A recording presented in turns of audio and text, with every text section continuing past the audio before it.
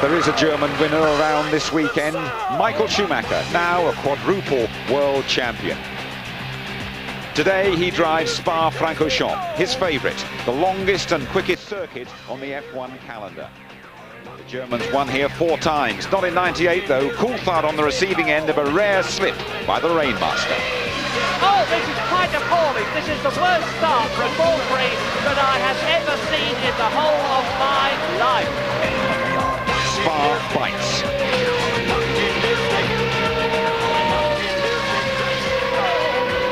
And it's Zonta in the other VAR. Well, this is quite appalling. There's no such thing as a small accident.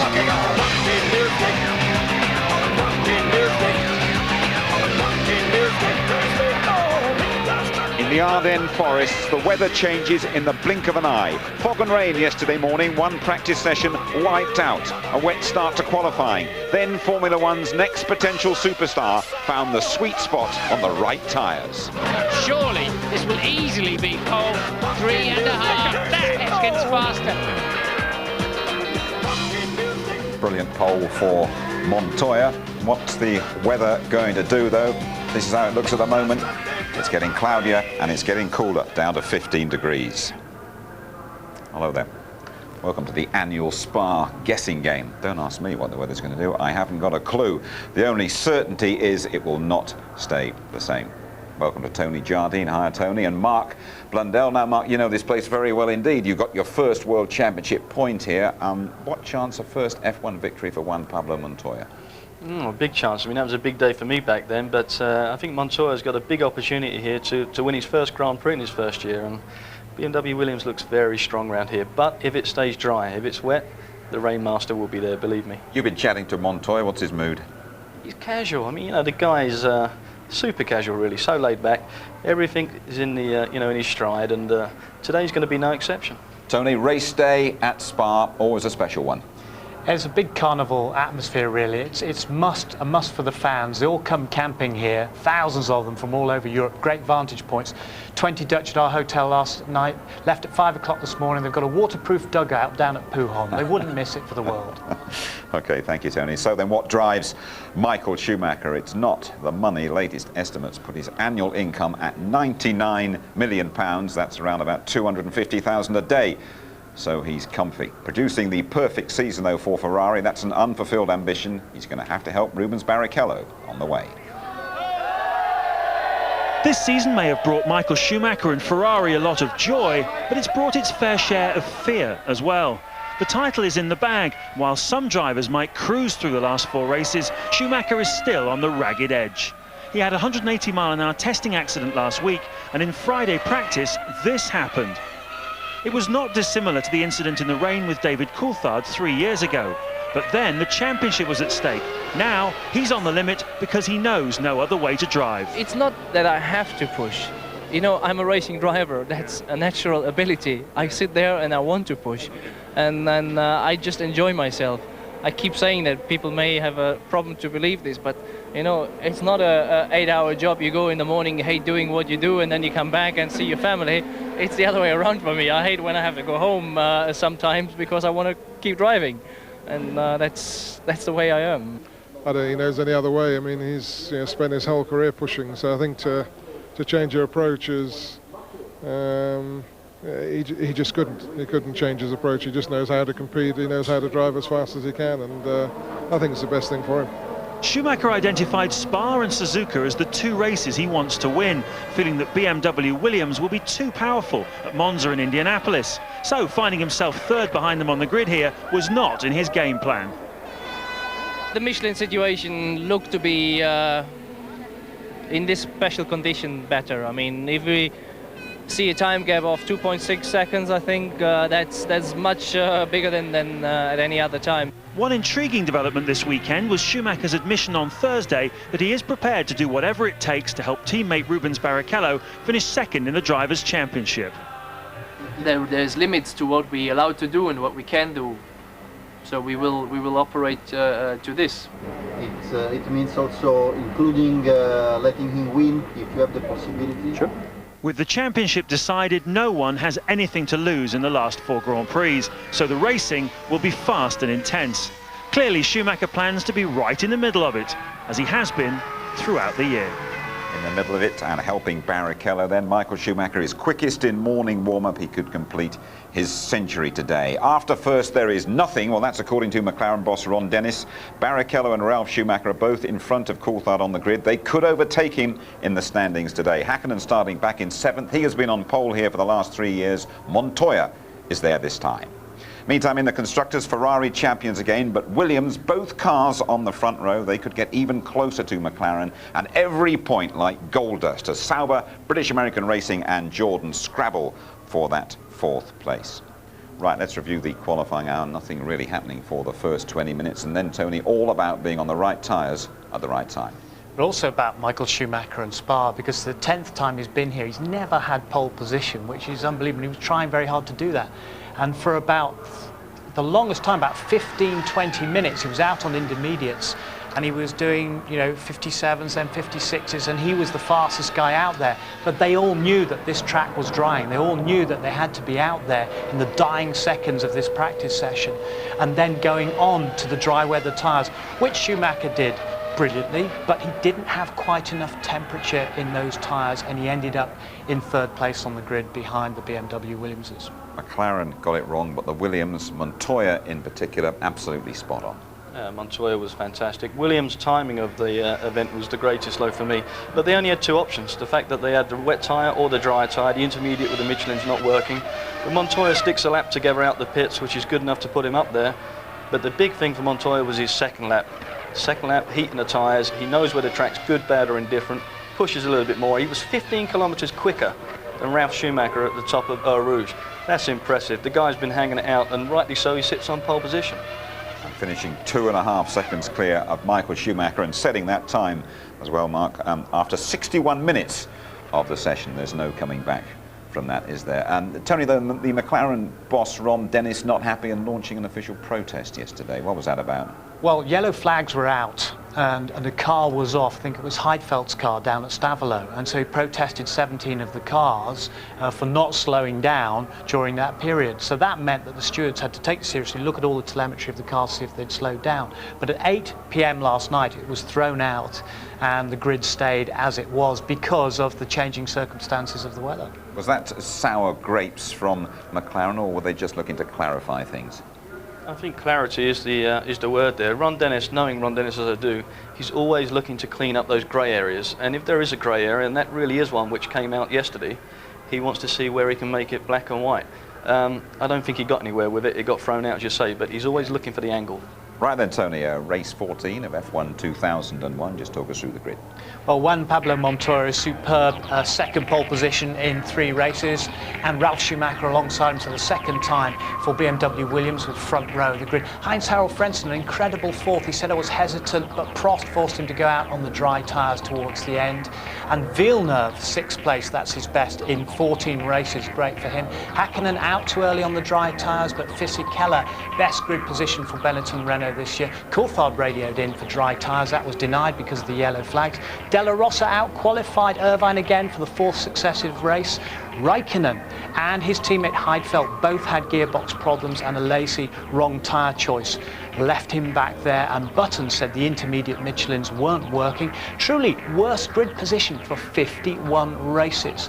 Irvine back there, Bertie back there, and the last 4 on the grid were outside the 107% rule. Alonso, Verstappen, Marquez and Bernoldi, but they were allowed back in because of the weather changing. But it certainly was Williams' day.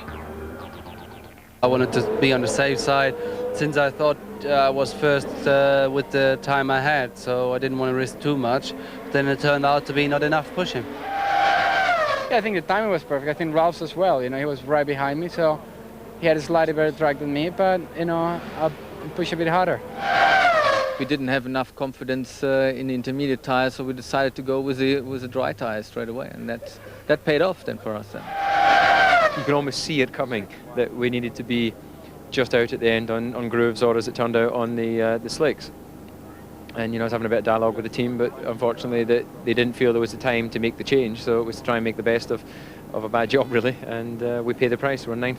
They've paid the price, the worst grid slot for David Coulthard for 3 years. Well, since the Hungarian Grand Prix, a couple of high-profile drivers have swapped team, and another change at the top at Jaguar as well. He was a bold appointment as principal of Jaguar Racing, but now the experiment is over. Bobby Rahal has gone back to America after being deposed by Niki Lauda, who now assumes full control of the team. The flashpoint was an offer Rahal is alleged to have made to sell Eddie Irvine to Jordan. It was the final straw for Jaguar, although Lauda puts a different spin on it. It simply came about that Bobby was doing 2 jobs, one in America and one here. And Formula One needs much more detailed work, really, in a way, because it's a lot of work, as you can see. And then we both came to an agreement that he goes back to the American side, because this is where he's coming from. And it was a friendly departure, if you want to say so. Meanwhile, we've had the most significant driver move of the season. Jarno Trulli will leave Jordan after 2 years to go to Benetton, who become Renault next year. In exchange, Giancarlo Fisichella calls time on his 4-year career at Benetton to take Trulli's Jordan seat. Judging by the look on both drivers' faces, Jarno feels he's the winner in the deal. Giancarlo's expression reveals his true feelings. I'm very happy about that. I think for the future is the best choice because I got 3 years contract. I'm a little bit disappointed to leave the Benetton team because after 4 years I was very happy to continue with them, but that's the life. Well, I had 2 great seasons at Jordan.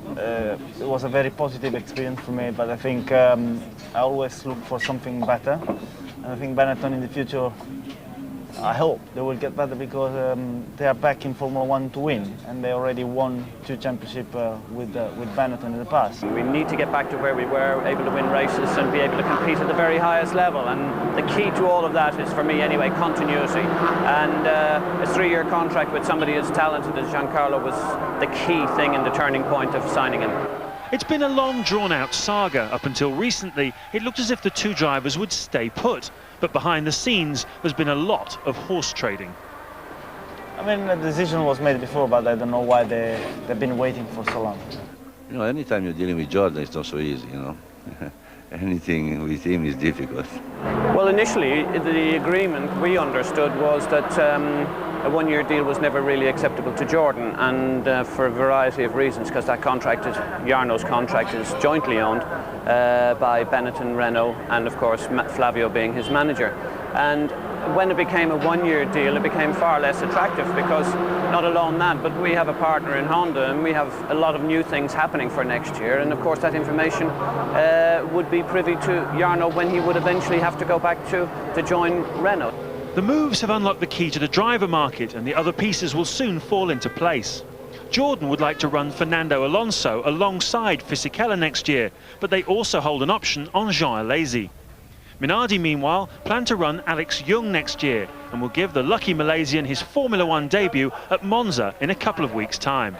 Arrows may have a seat free, as Enrique Bernoldi is currently out of favour, while Prost would love to keep Luciano Berti and Heinz-Harald Frentzen next year, provided the finance allows. But one team still to confirm their drivers for next year is McLaren, although Mika Häkkinen's manager Keke Rosberg recently let the cat out of the bag by saying he's already signed Mika up to partner Coulthard for next season's campaign. Now, Marco, Giancarlo Fisichella saying, "I'm very happy." He looked miserable there with his switch. There wasn't a lot of fizz left in him, was there? But, you know, I think he should be right to be unhappy. The fact that next year with Benetton was going to trigger off a $10 million deal for him, that's been taken away. But more importantly for him, the likes of Renault coming back in to take that team over, they will be strong. They're such a powerhouse. They have been winners in Formula One. He knows that's the team to be. It's going to go forward. Truly's got the upper hand now with this switch. Tony, they call it the Piranha Club, don't they? And Briatore and Eddie Jordan both taking little bites out of each other there. Well, Mark and I were talking about it earlier. I mean, Flavio Briatore almost corners the drive market controls part of it, because Trulli, Fisichella, Alonso, Webber, who's coming along, he controls that area. But what Eddie was saying there is Honda basically do not want to keep Trulli on for just that 1 year. And the rumour is that Honda are coming in with some very different technology for next year, quite a different engine, so they want to keep that to themselves. Just a word about Jaguar. You've worked with Niki Lauda, and can he pull the team round? Because I felt that Bobby Rahal wasn't doing a bad job there. I thought Rahal was doing a good job, but till you talk to some of the people on the inside. But the thing is, Nicky is really, really prepared to learn, and he put his hand up yesterday after they messed up in qualifying and said, look, the buck stops here, which is a very good sign, but he's got a superb relationship with Irvine as well, and they're really working well together. And Irvine thinks he's going to do a super job, so do I. Thank you. Well, the motor racing world has been paying tribute to Ken Tyrrell, who died at the age of 77 after a lengthy battle with cancer. Here's Martin Brundle, Tyrrell driver in the mid-80s. It's a very sad time in Formula One. We've lost one of the great men of our sport, Ken Tyrrell. I'm here with Frank Williams, but first, Sir Jackie Stewart, as ever blazing across the globe somewhere, was very, very keen to say the following words. The world of motor racing's been hit terribly by the loss of Ken Tyrrell.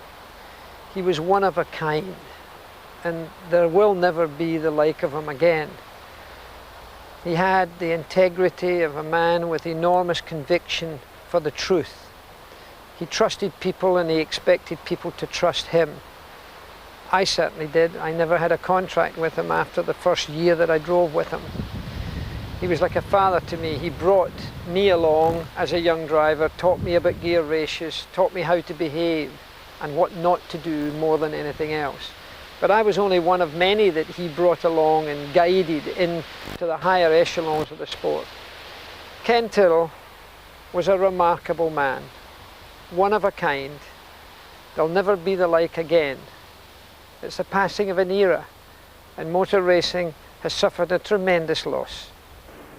Frank, you knew Ken for the best part of 4 decades. What memories have you got of him?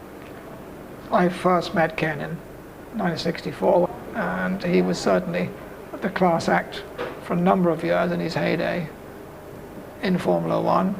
I think he had Jackie Stewart well under control, and he gave him some very good lessons in discipline and approach, and between them they were quite a wonderful partnership, one which I tried to emulate, totally without success for many, many years until help arrived. Ken for me was a born racer, but there's quite a few of them about, but he also knew about racing. He understood it from top to bottom. Additionally, I would say for me he had crates and crates of bottle. He had just an endless courage, and the best memory I have of Ken is standing up to Bernie in our very argumentative Formula One team meetings, time after time. The only one of us who ever really stood up to Bernie. He was totally fearless when confronting the man, got the better of him quite often, and we all loved to see that happen because we couldn't do it. The love of his family was first and foremost in his life. He was a very strong family man, but he was so into Formula One. As you said, he was an enthusiast, wasn't he? I mean, I spoke to him just a couple of weeks ago, and he was still absolutely on the pace. Every question he asked me was really, he understood Formula One so well. Yes, I spoke to him perhaps not as often as you, but once a month I'd call him, and the experience for me was the same as the one you've just mentioned. He knew what questions to ask. He was truly interested right up until his end. I think what it's all about really is we're missing Ken Tyrrell, but I think we're celebrating the life of Ken Tyrrell in Formula One. And look out for a programme about Ken Tyrrell on the weekend of the Japanese Grand Prix. That's in the middle of next month. All of us have been shocked and saddened by the death of Brian Moore. Now, Minardi have new sponsorship in Monza. As James said, they'll have a new driver, the Malaysian Alex Young. Next season, they will have a new Asiatech engine as well. They staged the first Formula One two-seater race at Donington. They called the event Thunder in the Park. Nigel Mansell caused his own personal rumble. Our Louise Goodman found herself in the eye of the storm.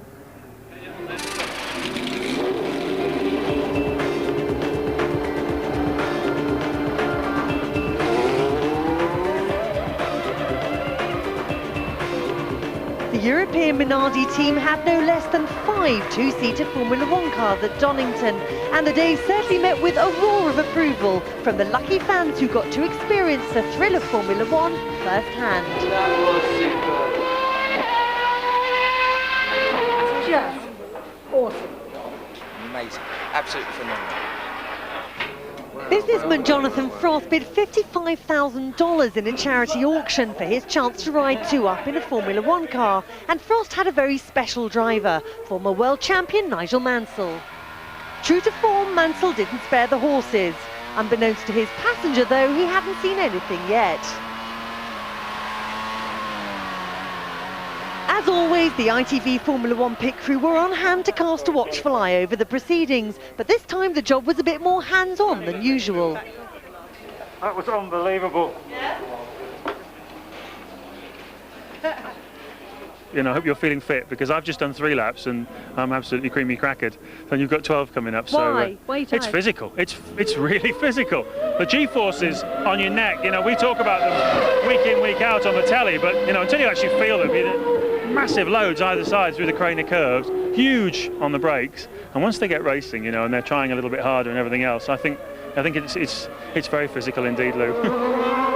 It's a rolling start and history is being made over the line. 5 two-seaters. The first Formula One two-seater race into Redgate, the first corner. Then on to the Craner curves. Tasso Marquez leads from Brazil. Now we're riding with Nigel Mansell. 2 cars ahead of him as he comes out of Coppice down the long straight. That's Jonathan Frost. He paid £30,000 to be there and he's enjoying it. But now Paul Stoddart leads in the only red car. Watch it. Nigel Mansell going through on the inside. And he takes the lead as Tasso Marquez pulls out of the race, and he's on fire. His passenger is literally having a hot seat. Last corner coming up.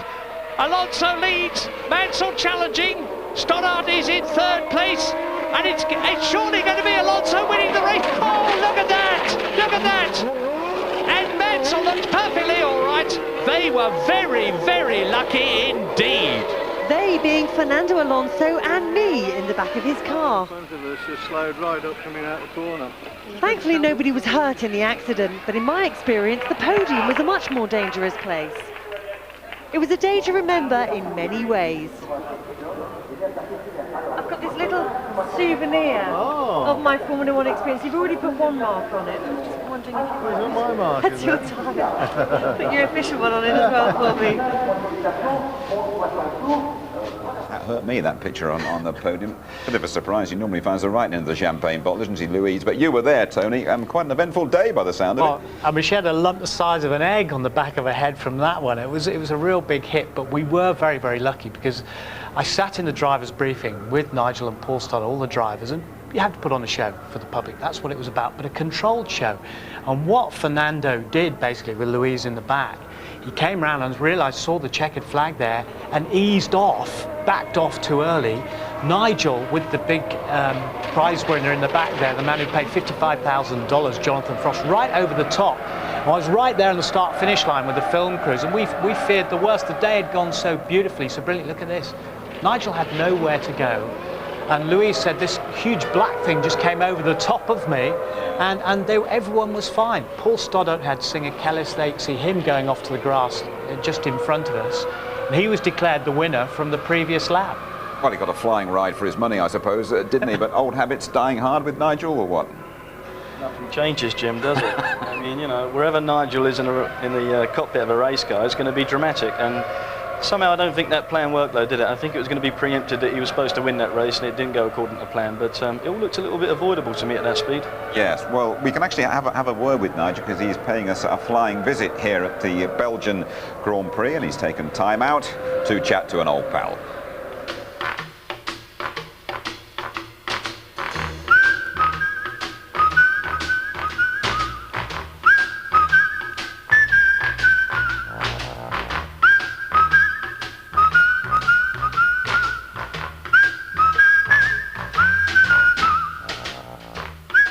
Is it good to be back? Yeah, it's great to be back. It's fabulous, and everyone in the pit lane. It's just, I think the astounding thing for me is, because I race for a lot of teams over a number of years, is a lot of the engineers are spread out throughout the whole pit lane. Yeah. So I go to a team not expecting to know too many yes. people, and all of a sudden Ferrari, there's old Williams, engineers. Exactly. McLaren, Yeah, it's everywhere wonderful. you go. Wonderful. Yeah. What other changes do you notice? The traction control, I think, is too harsh coming out of the hairpin. I think if some drivers made it a little bit softer, they'd get out the corner even quicker. But I mean, some cars are incredibly stable coming out of that corner. And I can remember, obviously nowadays, when we're having to squirt it, back ends jumping all over the place. Do you approve of it, traction control? Not totally. But you know, it's the evolution of Formula One, and it'll be here for a little while, and then they might put it back again. But it does make a big difference. Now, you won here in '86 and you had umpteen second places. Opinions of it as a track? Oh, it's a fantastic circuit. It's one of the most beautiful circuits on the calendar, especially if the weather's nice and the sun's out. It's up the top section. They've got some beautiful fast gear corners, which are very high speed, good a lot of G, and you just got to technically get it right. Well, now, Michael Schumacher, Nigel, has almost done. Before you say anything else, he's brilliant. He's done such a brilliant job, not just as a driver, but as a human being. You know, I think Michael's a super guy, incredibly quick, and I think, you know, we've got even more to see in the coming years, and he is a superstar. What about David Coulthard? Did you think he ever had a chance of winning a championship this year? David had a fantastic chance at the beginning of the year. He was on a roll, he was close. Now David's been let down, unfortunately, regrettably, by some reliability problems and also getting off the line. And whatever problem that is, it's unfortunate, because then the championship went away very quickly. Ralph Schumacher and Montoya.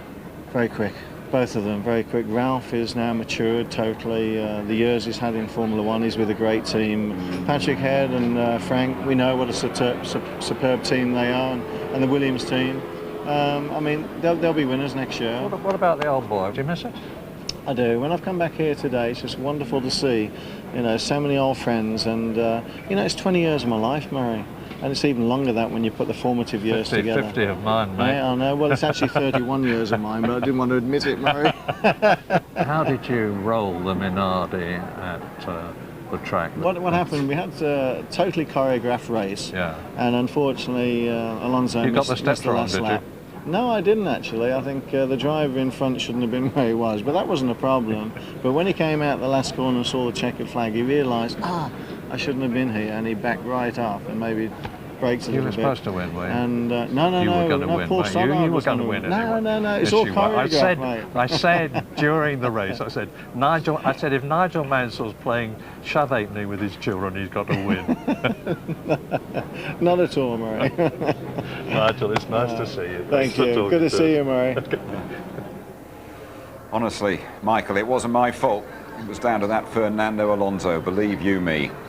Nigel Mansell here chatting to Michael Schumacher, and Nigel Mansell would be absolutely delighted about a British winner here this weekend. His name is Justin Wilson. He's a 23-year-old Yorkshireman from Sheffield, the first ever British Formula 3000 champion. He's got a problem with his height. He's 6'3" tall. He is known affectionately as the Flying Giraffe. He finished second in Spa for the 5th time.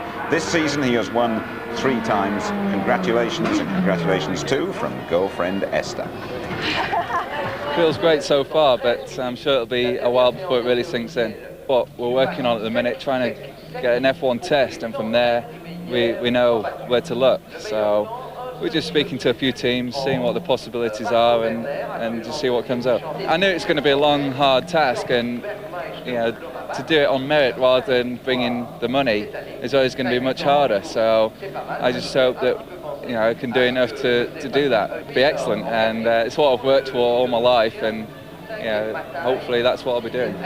Well done, Justin Wilson. I understand that Eddie Jordan will give him a test later this month. When you rejoin us, we'll be driving Spa, all 22 corners, almost 4.5 miles round, top speed 200 miles an hour, plus Martin's grid walk. 20 minutes to the start of the Grand Prix. Still dry. You are back with us at Spa-Francorchamps. The majority of the drivers enjoy racing here. They respect the traditions, the test of their skills. We've had big accidents, though, in recent years. Remember Fisichella destroying his Benetton in warm-up last year. Here's Martin Brundle with the Italian's best qualifying lap.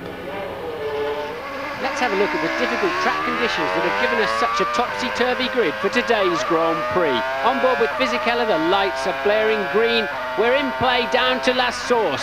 The first corner, a right-hand hairpin. First gear, just 40 miles an hour. Very, very damp on the exit and heading downhill to Eau Rouge. It's damp all around.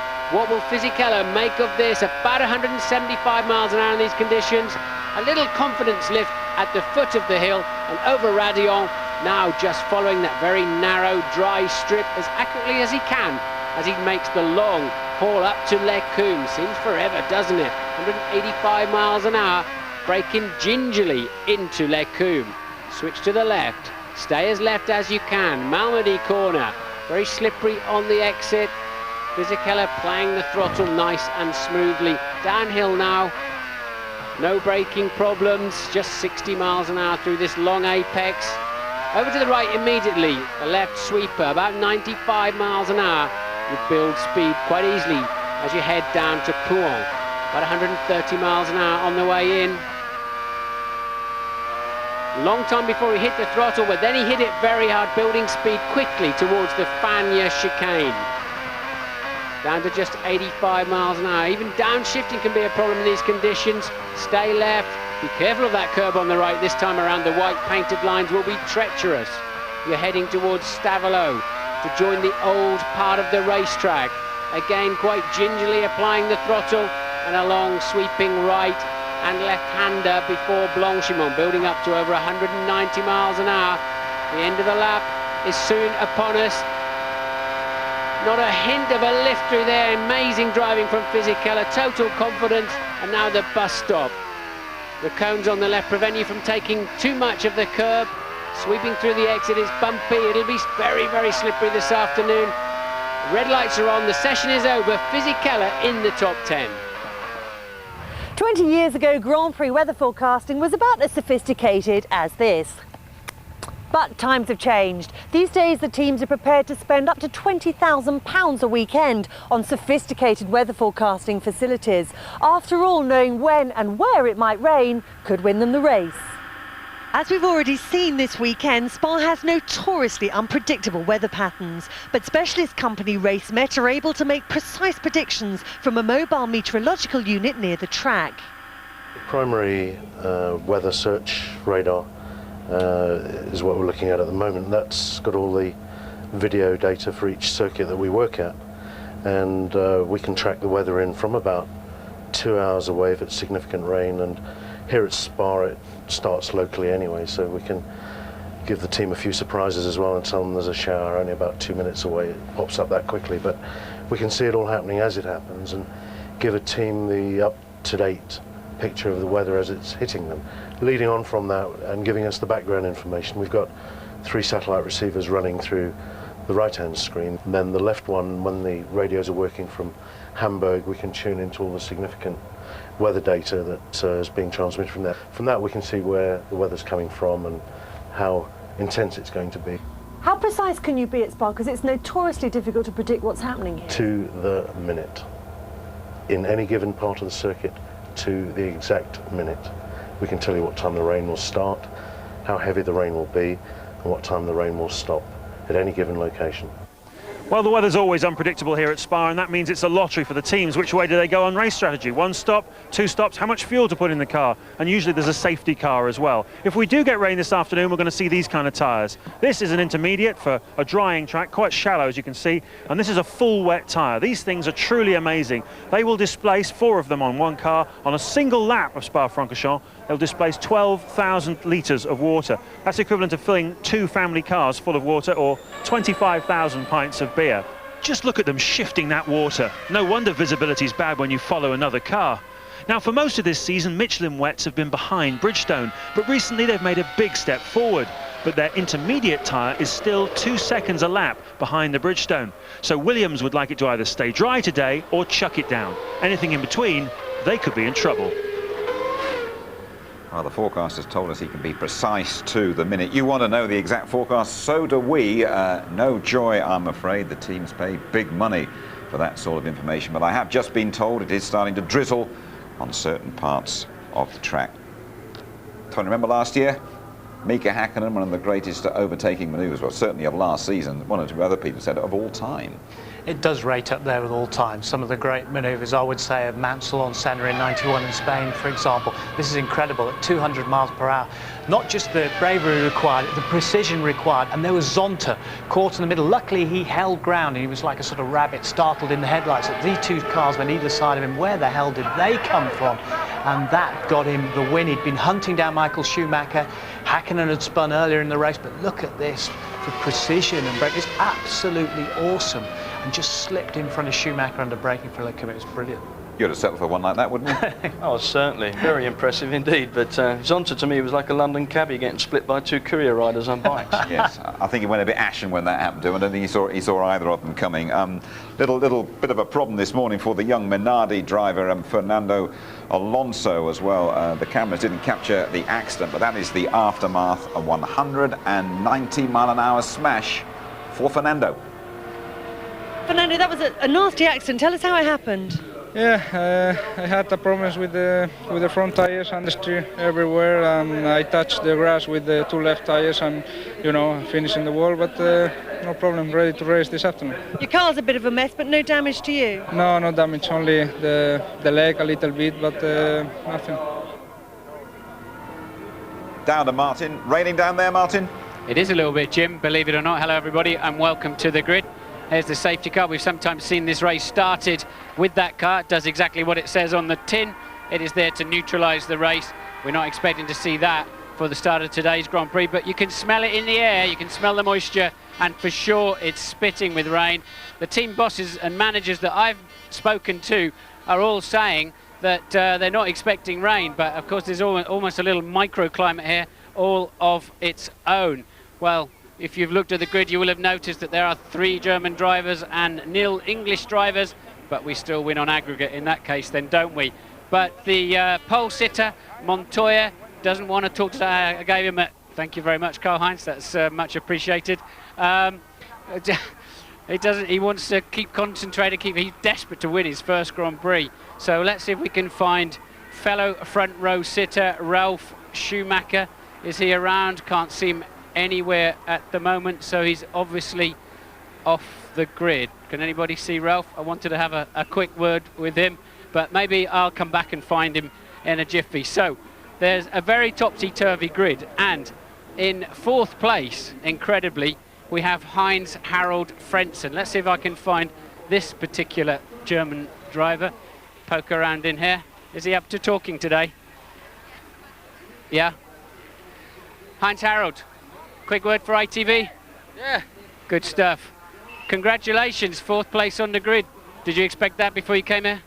No, actually not. It was very special circumstances yesterday in qualifying, and I have to say we are very happy with this result, but we're going to see now in a race how competitive we can be on constant conditions. It will be tough for us, that's for sure. But you were quick in the warm-up. Yes, we managed to improve the balance of the car since Hungary, and we have made some steps forward. So it will be better anyway since Hungary, that's for sure. I don't know whether you noticed, but both Jordans are behind you on the grid. Well, I didn't look that far behind, actually. Nice one. So what weather are you expecting today? Well, for me it's okay. It can happen everything. If it rains or not, it's good for us. If we have some action in a race, yep. Good luck. Thanks for talking to us. Let's have a little wander around and see who else is around. If Rubino is in his car yet or hanging around, I wouldn't mind seeing Rubens. He's, well, I won't see Rubens here. This is Michael's car. Rubens is behind. Michael has done his normal TV interview. He only does one, and that's for his contract with the German TV. Rubens has had a very quiet weekend, really. We haven't seen too much of him this weekend. How long have I got left? I've got a minute left. I don't know if we can have just a quick word before he gets his earplugs in. Just a quickie before your earplugs go in, Rubino. I was saying a rude word here. I hope you haven't got that. No, we didn't pick it up. Okay. I promise you. I didn't hear it anyway. Everything okay? You've had a quiet but successful weekend? Well, you know, I think it's very successful on the point of, you know, I was the first one to have the wets on qualify. But I'm back in 5th, didn't have a very good warm-up, but I didn't have a good one either in Hockenheim, so I'm hopeful. Yeah, and what weather are you expecting here at Ferrari? It's very difficult, but as you know, it's going to rain at some time during the race. It's going to rain. All right, somebody trying to stick something in your ear. I'll let you get on with it. Back to you in the studio, Jim. Thanks very much indeed, Martin. Don't worry, you'll sort out those Ferraris for the race. Let's get a couple of final thoughts. So we Mark Blundell first of all. I think good opportunity for Montoya. The problem's going to be whether it's going to rain, and as anybody knows, it could happen any minute. And if that does happen, Ferrari Michael Schumacher will come to the front and go into the distance. Tony Jardine? Well, I'm just going to really enjoy it. You know, savouring the Belgian Grand Prix, especially with the mixed weather conditions. Anything could happen, but I'm really going to enjoy it.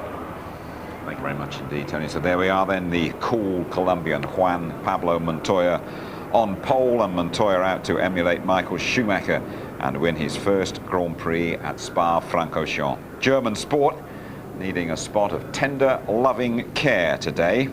The world champion a win away from that 50-second victory, and that would make him the most successful driver of all time. 51 apiece, Michael Schumacher and Alain Prost. We've heard from Heinz Harald Frentzen, very relaxed indeed. Jacques Villeneuve, two jokers really in the top 6. Ferrari's Barrichello. Will Michael Schumacher, as he said, help teammate Rubens Barrichello during the race? And way back, we haven't even seen them, the McLarens, David Coulthard and Mika Hakkinen, who has gone well round here. They have to rescue their weekend.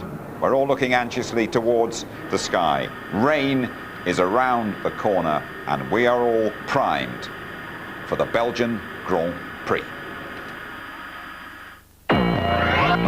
Vorne, da steht Montoya. Ja, vom Start wird viel abhängen. Wer vorne liegt, der wird natürlich das Tempo diktieren können. Somit ist die Lasurs trotz allem, wird das Rennen zwar da nicht gewonnen, aber eine Vorentscheidung ist es allemal. David Coulthard hat hier auch schon gewonnen. Damals gab es einen Doppelsieg vor Mika Häkkinen. Allerdings war der Finne derjenige, der noch um die WM fuhr.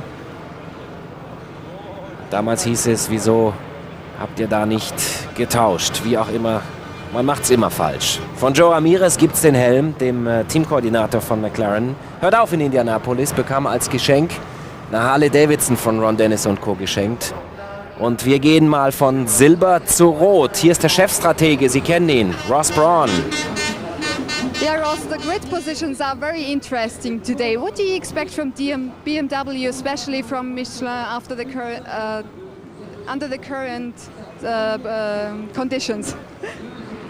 Difficult to judge. I mean, we didn't see, I believe they're using their soft tyre. We didn't see it operate fully over a number of laps. Sie verwenden, glaube ich, die weichen Reifen jetzt. Und auf eine Runde waren die immer sehr schnell, aber ob die wirklich halten, das wissen wir nicht. Vielleicht haben die dann ein paar schwierige Runden und wir können vorbeikommen, das hoffen wir auf jeden Fall. Aber wir wissen es nicht. Wir sind nicht sicher, wie gut sie sein werden. Und wie sieht es aus mit Rubens? Ist er jetzt die wichtigste Person in ihrer Strategie? Nicht unbedingt, nein. Aber wenn sie das Rennen so ergibt, dass wir ihm helfen können, werden wir es natürlich tun. Aber wir haben hier keine speziellen Pläne dafür, für Rubens. Aber wir schauen mal, wie es läuft. Wenn Michael vor ihm liegt, werden sie dann die Position ändern? Ja, wenn es passt, auf jeden Fall, was für das Team am besten ist. Rubens soll Zweiter werden, ganz klar. Das wäre natürlich sehr, sehr schön. Denn wir wollen natürlich hier für beide gut abschneiden. Ross Brawn hat eigentlich immer gute Aussagen parat. Auch hier bestätigt er, was wir heute Morgen festgestellt haben, nämlich, dass wir ja und die auch nicht wissen, wie gut der Michelin auf längere Distanz geht, ja.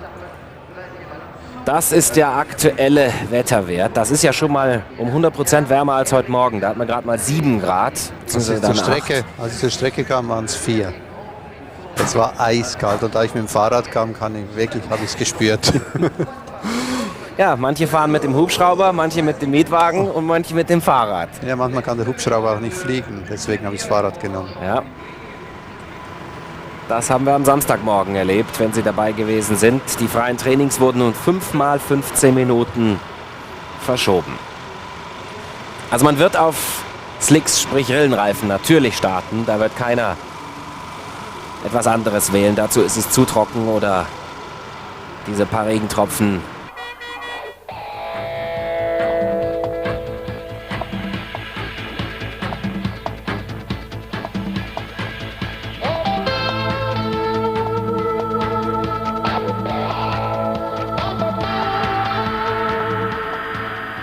It's the Belgian Grand Prix, round 14 of the championship. You are back with the ITV F1 team at Spa-Francorchamps, along with Monaco, accepted as the driving test of the year, starting with a 160-mile-an-hour dash to the first corner. Let's join Martin Brundle and say a very good afternoon to Murray Walker. What a fantastic place this is. I love it. And look, there is that 160-mile-an-hour dash down to the first corner.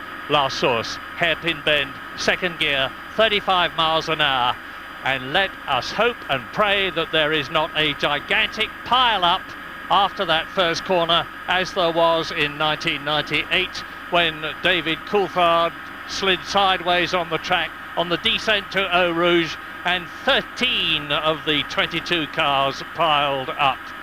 Because if there isn't, it's going to be absolutely fabulous, because as a result of yesterday's weather, where it started wet for qualifying and then dried out, we've got all sorts of people in places on the grid we don't expect to see them. He's not one of them.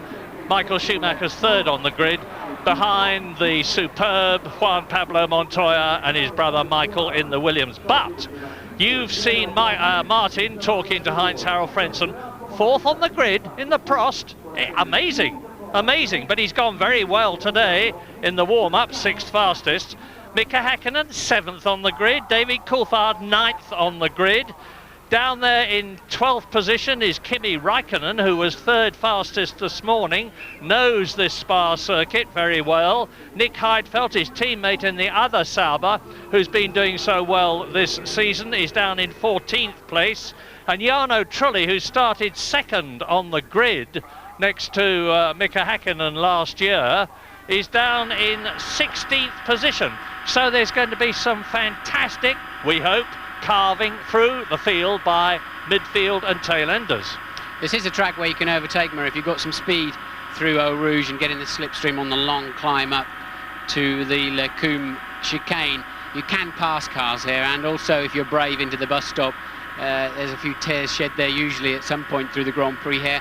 What they have to be careful of is that first corner. Everybody concertinas up the inside. You can go down the outside. Occasionally then you get caught up in the incidents. And often we have a spinner on the exit as they're over anxious to get on the power, to get down to Eau Rouge for the first time.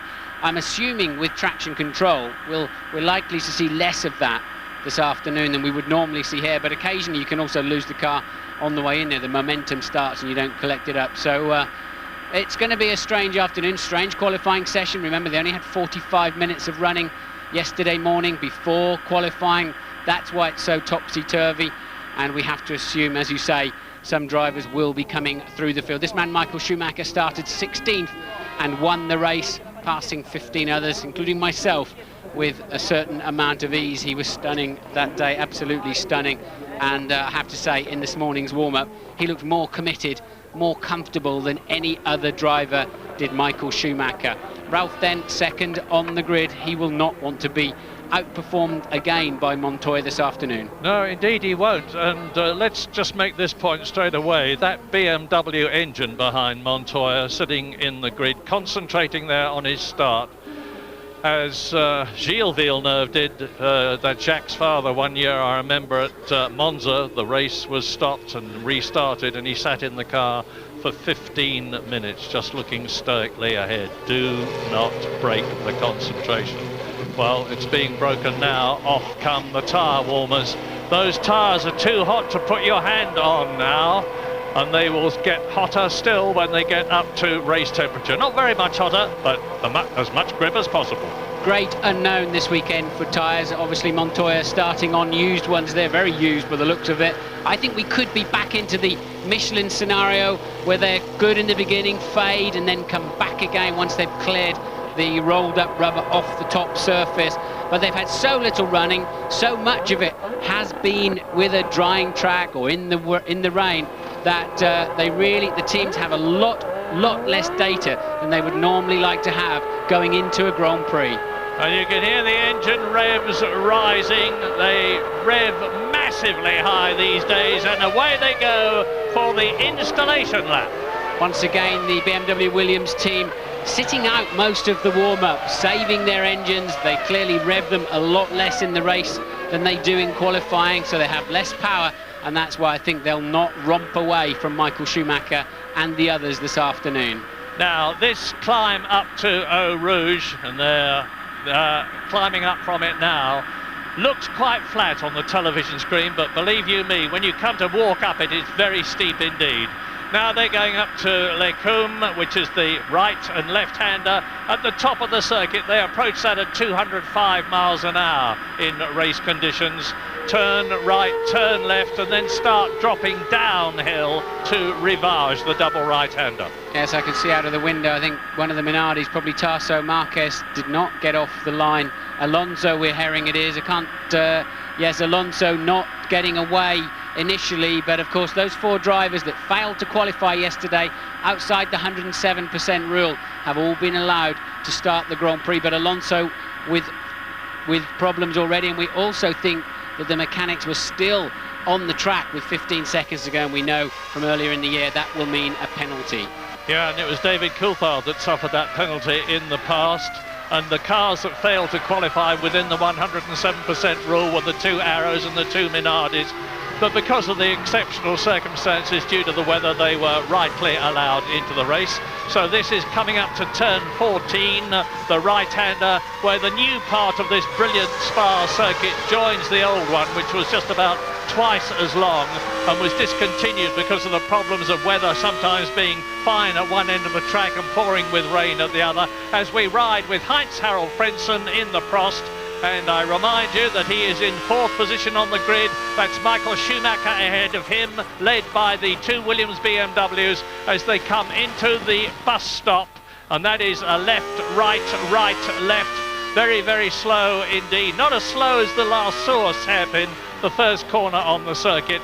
And this is where Montoya will, I'm sure, start to slow down and let the rest of the grid assemble behind him so that he spends the minimum time possible on the line and thereby risk burning out his clutch. So that's Pedro de la Rosa, Olivier Panis, Kimi Raikkonen, the rest of them pouring through. Jenson Button in the Benetton. Jarno Trulli well down on the grid because he's down in 16th position. Eddie Irvine only 17th in the Jaguar. They're not expecting to do well here. This circuit doesn't suit them all that well. We're with Heinz-Harald Frentzen on the line.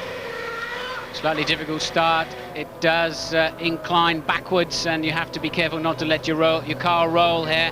So they'll be using hand clutches, left foot gently on that brake pedal, and something around 10,500 RPM, but not yet. Not until those famous lights start to appear. Cross your fingers and join with me. Let's hope that there's not a pile-up after turn one. Car stalled, it's Frentzen. Frentzen stalled his engine, and he's got to let them... Are they going to abort the start? Yes, they've aborted the start. Charlie Whiting, the race starter, has aborted the start. Well, that's a good thing in many ways, a bad thing in others. It's a very good thing because there's always a danger if you're at the front of the grid that someone behind will arrive doing 100 miles an hour from the back of the grid to the front and pile into you. You remember when Schumacher and Bertie had that problem earlier this season. Well, race stopped, you see, but it never actually started. Frentzen will not then start from P4. He will start from the back of the grid. I do not believe they'll refuel the cars. They will reduce the race by one lap. If a driver clearly demonstrates he stalled the engine before they hit the start procedure, the final part of it, then they will always abandon the start, especially if the car is near the front. An electronics glitch question mark or a Frentzen glitch? Who knows, but you've got to assume that he pulled for first gear and either didn't have enough revs on or the clutch was still dragging a little bit. Remember, Frentzen was always seeming to have problems with the Jordan too. It seems like he doesn't like these launch control systems much. Terrible luck for him, because he worked so hard yesterday to get into that totally exceptional 4th position on the grid. Where would I have expected him to start in the Prost? Well, to be honest, I think about 14th on the grid. This, after all, is only the 2nd race that the German has driven for the French team in, after having been fired by Eddie Jordan from his team. So we immediately go into a restart procedure here, and we'll have a look and see how many minutes they apply to that. Normally it's a 10-minute procedure, and we're understanding the restart is 9 minutes past the hour. That's 9 minutes past 2, and we'll take this opportunity for a short break.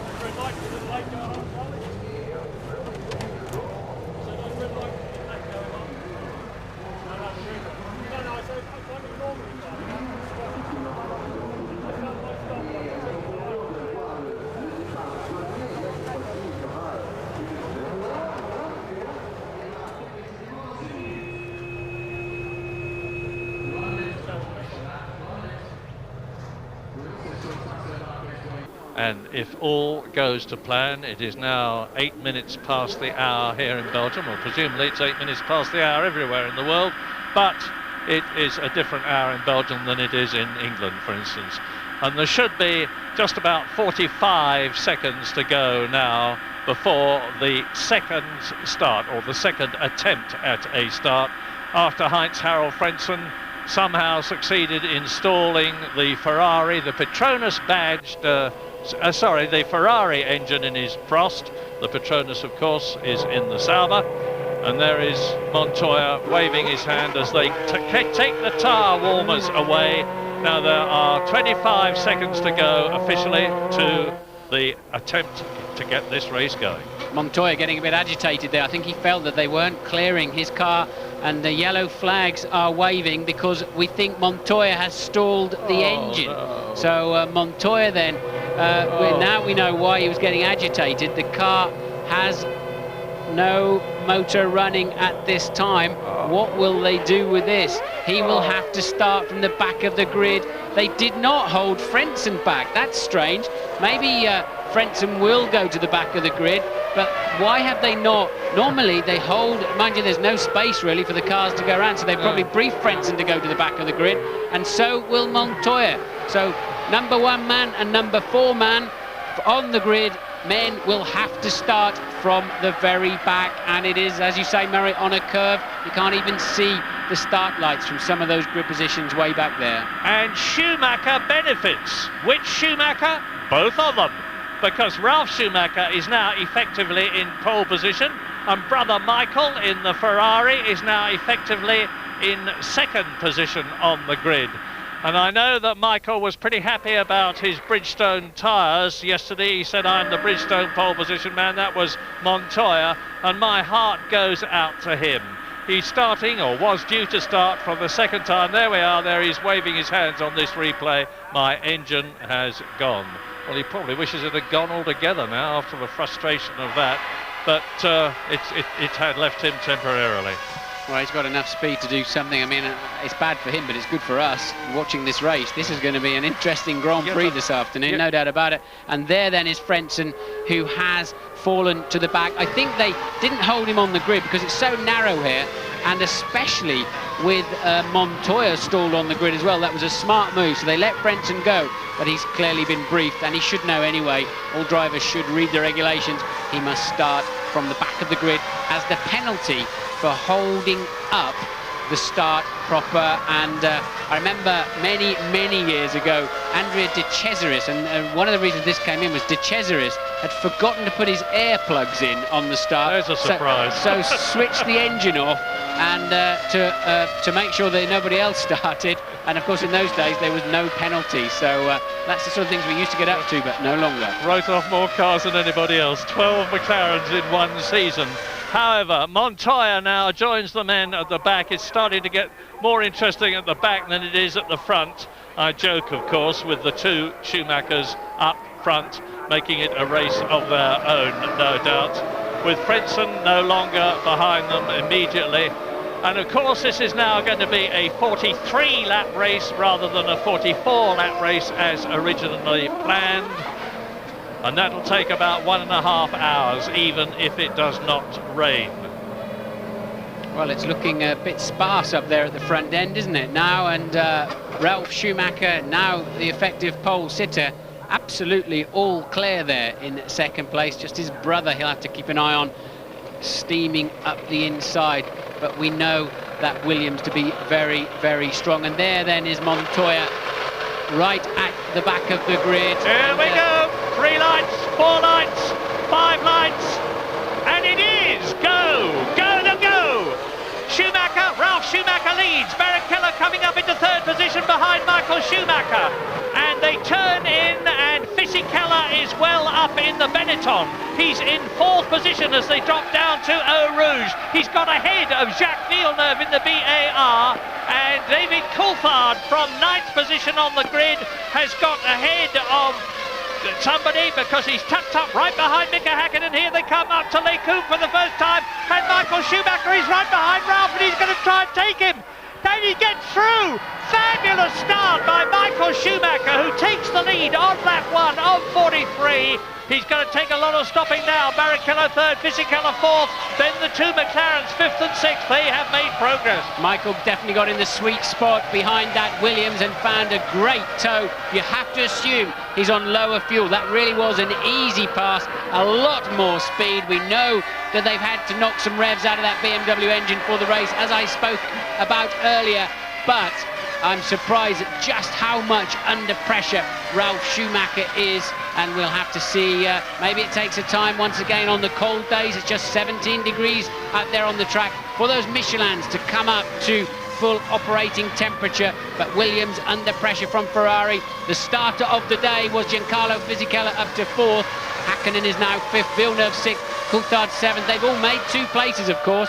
with the demise of Montoya and Frentzen, and Montoya is already up to 20th place. Now, this is the interesting bit. Fisichella in 4th position.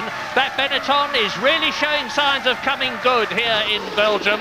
It's got a completely new aerodynamic pack engine changes for the Renault, and Fisichella, if he can hold on to this 4th position ahead of the McLarens, will be doing a cracking job, and everybody is really getting the hammer down now. Schumacher leads his brother by 2 seconds. And look at Jenson Button up into 9th place. He's just been passed on that last lap actually by one of the Saubers, but Button from 15th up to 8th towards the end of the first lap, and then just losing a place in the bus stop, and that is an alternative view of the fabulous Eau Rouge corner.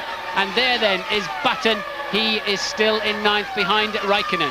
Yeah, and it's an indication again of the fact that Benetton are getting things together. As past the arrows, that's Jos Verstappen being passed by Montoya. Montoya, who started last, and Jos Verstappen started 19th. So Montoya has already made up a couple of places as he comes up towards the Jordan behind him, and Michael Schumacher leads. Ralf Schumacher in the Williams still second. Barrichello, who was pressing him, seems to have dropped back a bit in 3rd position. Then it's Fisichella, Hakkinen, Coulthard. Villeneuve has lost a place.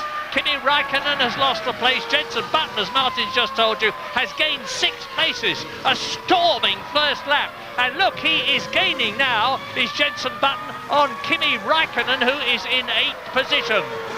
So that's the man to watch, Jenson Button. It's nice to be talking about him again after last year in the Williams. He's had a bad season so far for Benetton, but it looks as though it's coming good. Fingers crossed. Both Benettons flying off the line then. I think it's Raikkonen we've really got to watch. He's the man moving in on Jacques Villeneuve. Villeneuve passed last time around by Coulthard, so 2 McLarens are 5th and 6th. Michael Schumacher then leads by 2.1 seconds at the end of the first lap. And look at this squabble. Jarno Trulli chasing Eddie Irvine in the dark green Jaguar. And right up amongst them too is Olivier Panis coming through behind Pedro de la Rosa, who is in 10th position. Top 10, here they are. This is lap 3. Schumacher, Michael, Ralf, Barrichello, Fisichella, Hakkinen 5th, Coulthard 6th, then Villeneuve followed by Raikkonen, 9th is Button, 10th is Alesi. And let's follow Montoya up to 16th already then, Montoya. So he's moved through 5 cars from the very back of the grid, Michael. A full 1.3 seconds faster that lap than Ralf. And this then is Hakkinen passing Fisichella for 4th place. Yep, the McLaren goes up a place, and David Coulthard, I suspect, is going to follow him through in the 2nd McLaren, because if Mika Hakkinen can get past the young Italian, I have no doubt that David Coulthard will be able to as well. Coulthard will have to wait, I think, until Les Combes next time around. And no, he won't, because Fisichella's made a mistake.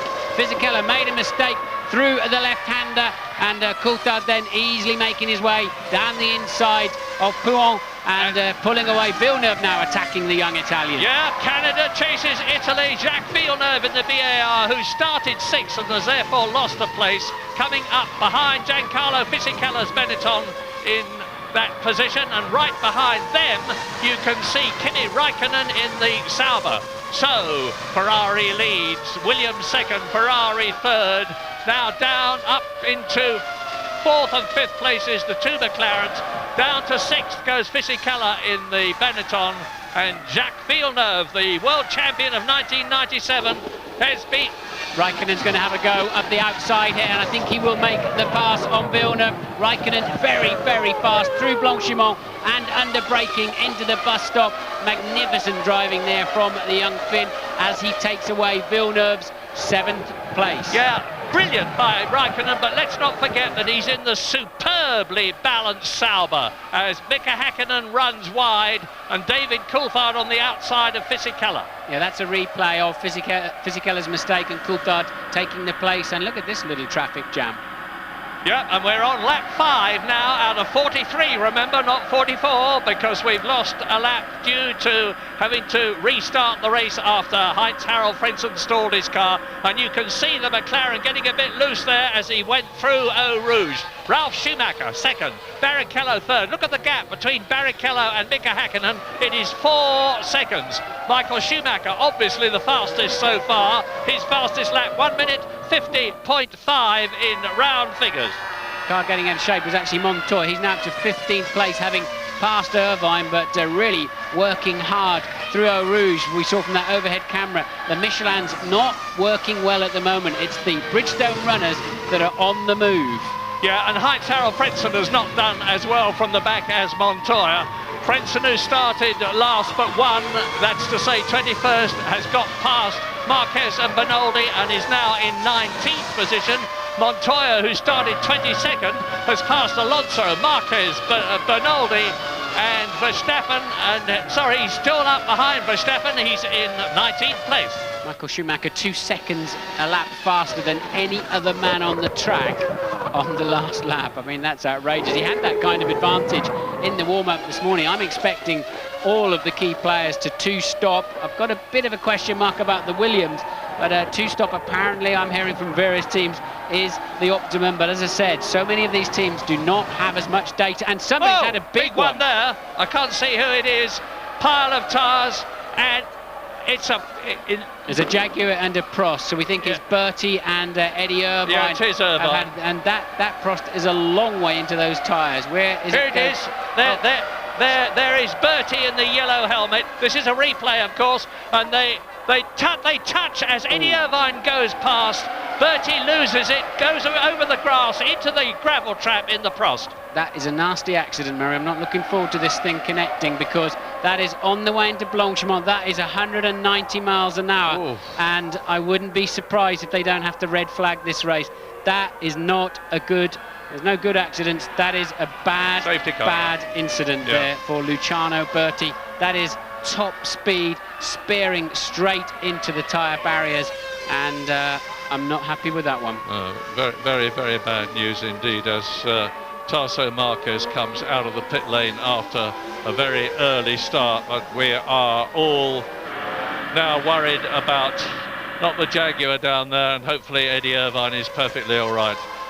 But they're actually having to burrow into the tyres quite literally to get at the Prost and find out what's going on in there. Eddie Irvine helping out there. He knows too, like we all know, that is a very serious incident. And obviously Eddie didn't realise that Bertie was alongside him. And they touched. Bertie losing his front wing, only able to go absolutely straight.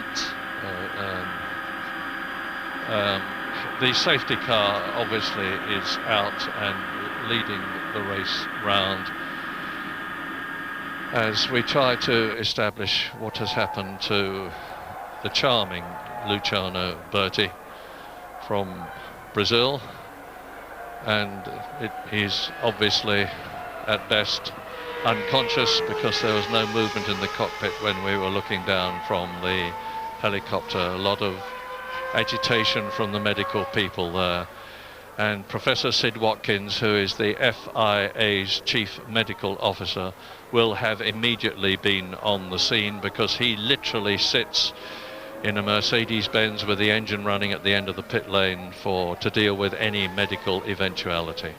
Problem there is, Murray, is it's an unusual place to go off, and before Blanchimont, and there's no conveyor belt on those tyres. Where the tyre barriers are really exposed, they put a conveyor belt so that you can't get buried underneath those old car tyres. You were talking to Mark on the introduction to the programme yesterday about a place where there was only 4 rows of tyres, and that you were worried that something might happen. They're literally having to drag the car out. You say, is it there? That's the same corner we were talking about. Yeah, it's in that zone.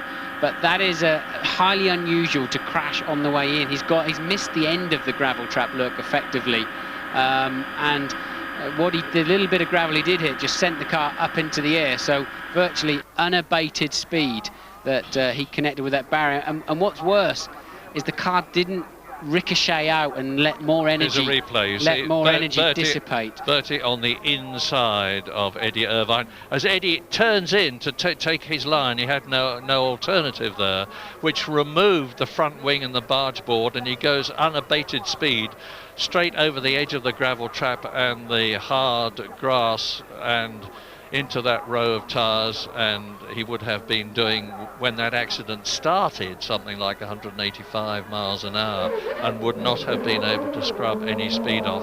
A very concerned looking Alain Prost, the team principal and owner in the Prost garage, obviously extremely worried about what is happening to his protege Luciano Berti, and I do not like the sight of that blanket screen which has been erected. The last time I can remember seeing that was when they were taking Michael Schumacher with what turned out to be a broken leg out of the Ferrari when he crashed at the British Grand Prix and lost a lot of the season before last.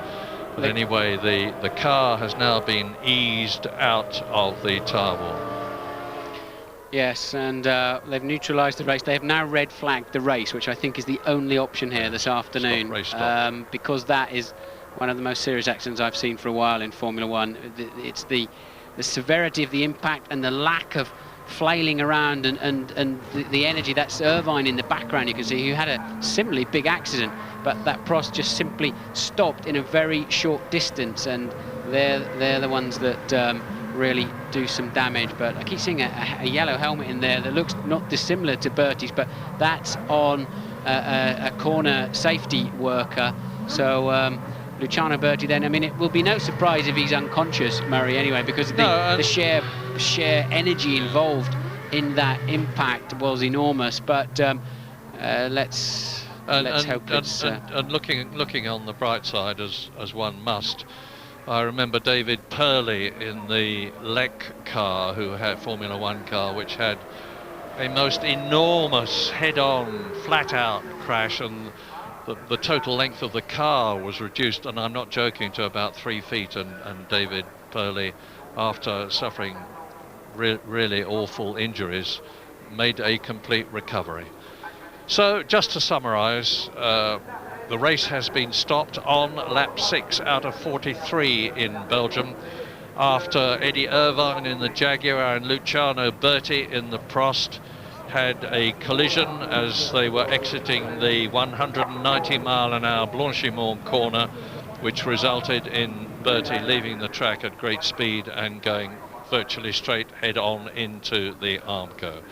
For what it's worth, Michael Schumacher was leading his brother Ralph by 0.8 of a second in this what was to be 43 lap race, with Barrichello, Häkkinen, Coulthard and Fisichella completing the rest of the top 6. Ralf Schumacher talking to Michael. Yeah, they'll be discussing the incident. Michael 5 seconds slower on that last lap. He'd lost 5 seconds of the lead. Clearly responded to the safety car boards that have been put out and the yellow flags before we went into a red flag procedure, and that procedure is all about reforming on the grid in no particular order at this stage. There is a line where they go to and wait for a restart procedure, and they seem as if they're now able to get Luciano Berti towards the ambulance. When people say to me, what has changed most in your time in Formula One, I always say safety. And one of the dramatically improved safety situations now, of course, is that the cars all have this removable seat, a special seat which can be lifted out with the driver in it, so that you no longer have to pull and tug at the driver's arms and try to get his helmet off. All the necessary splints and things will have been put into position, and then Berti will have been lifted out of the car, and it looked to me as though he had been lifted out of the car and was being put into the ambulance on that last shot we saw, and that is Kimi Räikkönen running in, because his car was stopped, has been stopped in the loop after turn 22, and turn 22 is the bus stop, so Kimi Räikkönen for some reason running in as the stretcher there is carried away. Pointless. He will not be allowed to start the race in the spare car. The race is way too old to be introducing spare cars into the equation, but What bothers me about the Luciano Berti incident is that those tyres can come into the cockpit. I remember going off in Manicourt at the hairpin once like that with a suspension failure and at a lower speed. And the tyres tend to come up the nose and come into the cockpit. And of course, to a certain extent, you are exposed in that situation. So, although since the appalling accident which resulted in the loss of Ayrton Senna at the San Marino Grand Prix in 1994, the cockpit sides have been very much lifted. Here's a replay. You see Eddie Irvine trying to take his racing line as Berti is alongside him, and that was the collision. Yeah, I don't want to see too many more replays of this one, please. Eddie Irvine also having a sizable accident, but clearly he's okay. Yeah. Well, there we are. You can see that they are slowly making their way towards the special car there, and we can but hope that all is going to be well for Luciano long term. He had a dramatic enough season before this, because he started off with Jaguar, of course, and then lost his place in the Jaguar team and was seconded to the Prost team.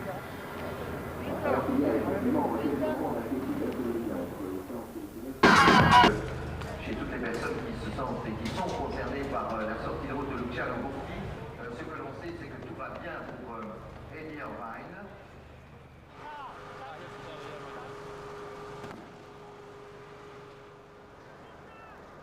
Et Alain Prost a déjà conversé avec l'un des médecins, le docteur Pontus, qui est venu donner des nouvelles à Alain Prost. Le manager de l'écurie, le propriétaire de sa propre écurie, bien entendu, dont les essais s'étaient particulièrement bien déroulés pour Heinz-Harald Frenzen, puis il avait posé des problèmes, Heinz-Harald Frenzen, puis maintenant c'est Luciano Berti, un week-end difficile pour Alain Prost et ses hommes.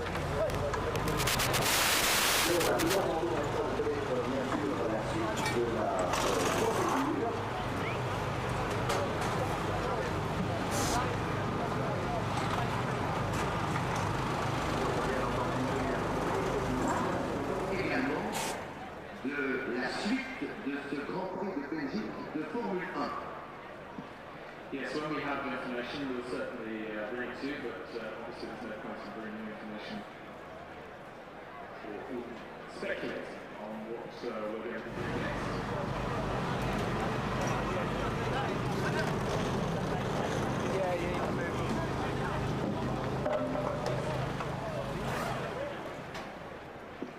Wir müssen abwarten,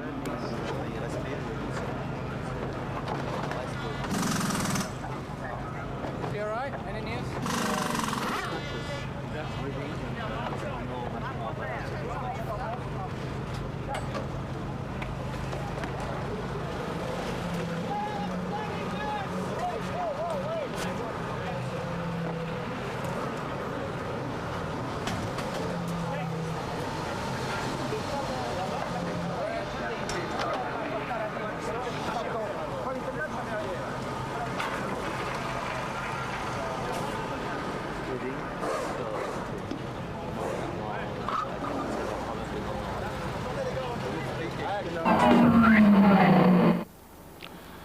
You see the scene of the Luciano Berti Eddie Irvine accident on the exit to Blanchimont, and Louise Goodman is in the pits. Yes, I'm down in the Prost area in the pit lane few worried faces behind you, as you can imagine. I can tell you, though, I've spoken to a member of the team, and initial reports from race control suggest that Bertie is okay. Now, there was no further report beyond that. We don't know exactly what okay is, but that's the first news that we have. Well, it would appear that they have got the Brazilian into the ambulance now from the pictures we're looking at. Eddie Irvine's still down there. And as so very often happens, I remember when James Hunt and when Ronnie Peterson crashed at Monza in 1978, the race that sadly took his life.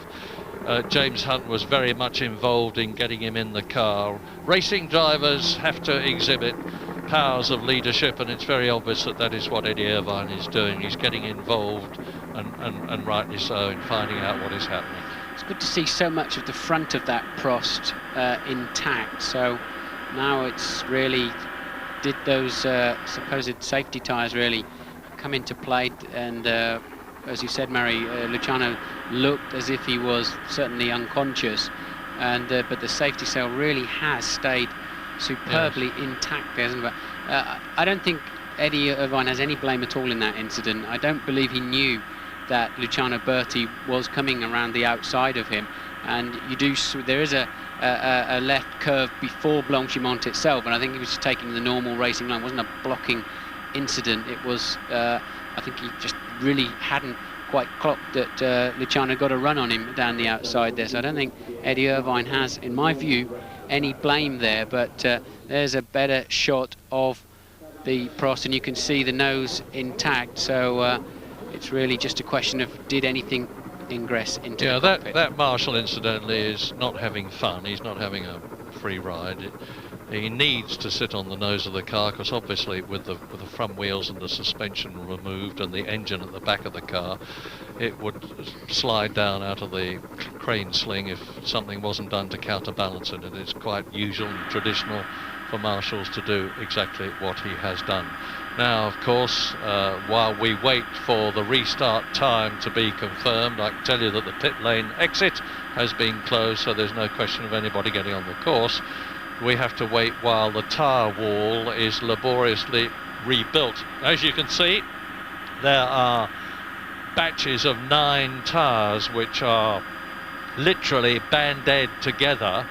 Some of them have been broken up, but normally the organisers have got spare batches in reserve so that they can be slotted in.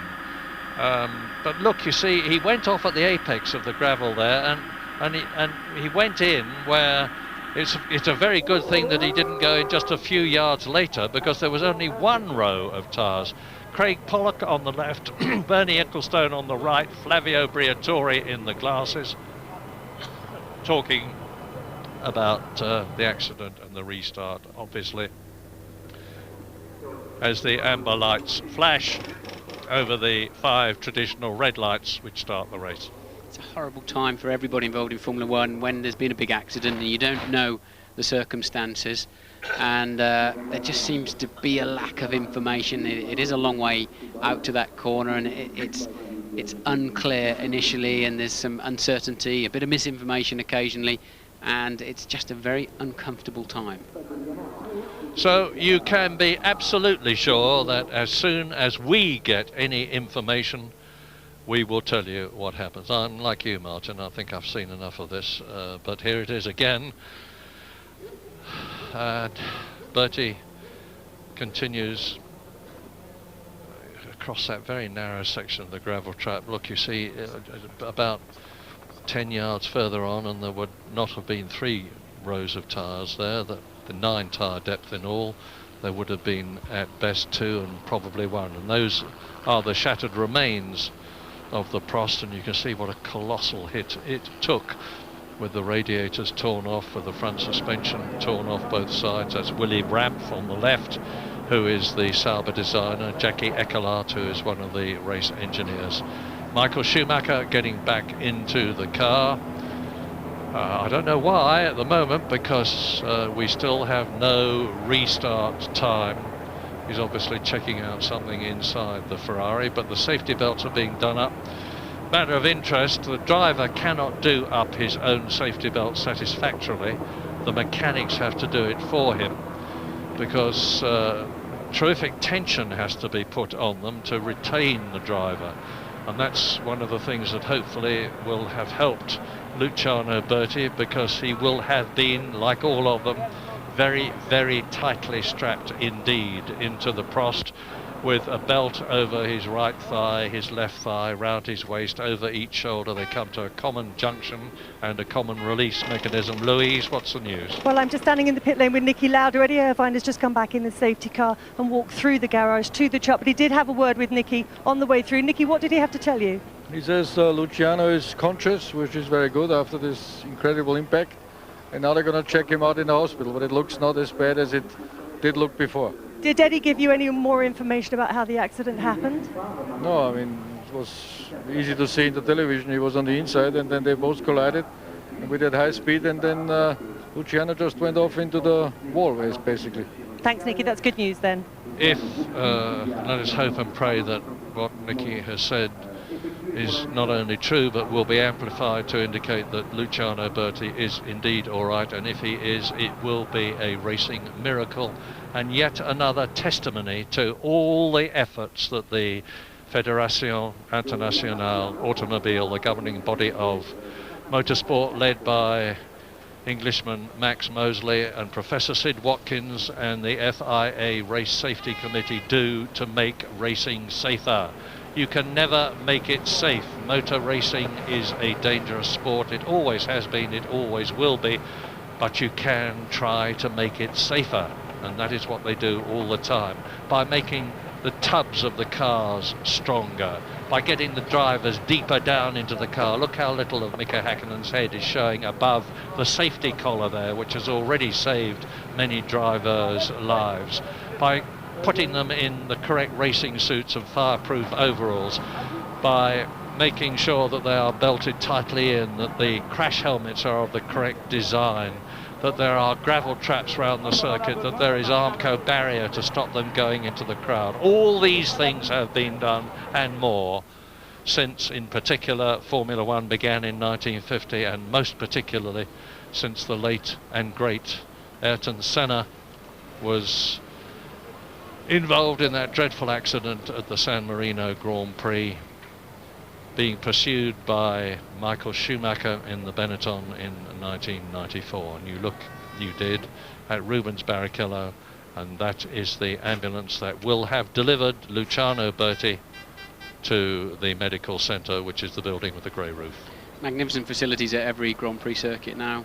Also taking a bit of a heart, I think they delivered the damaged chassis back to the Prost garage rather than to a parc fermé or neutral area, which also gives good indications as far as I'm concerned. But certainly that information through Louise and Eddie Irvine,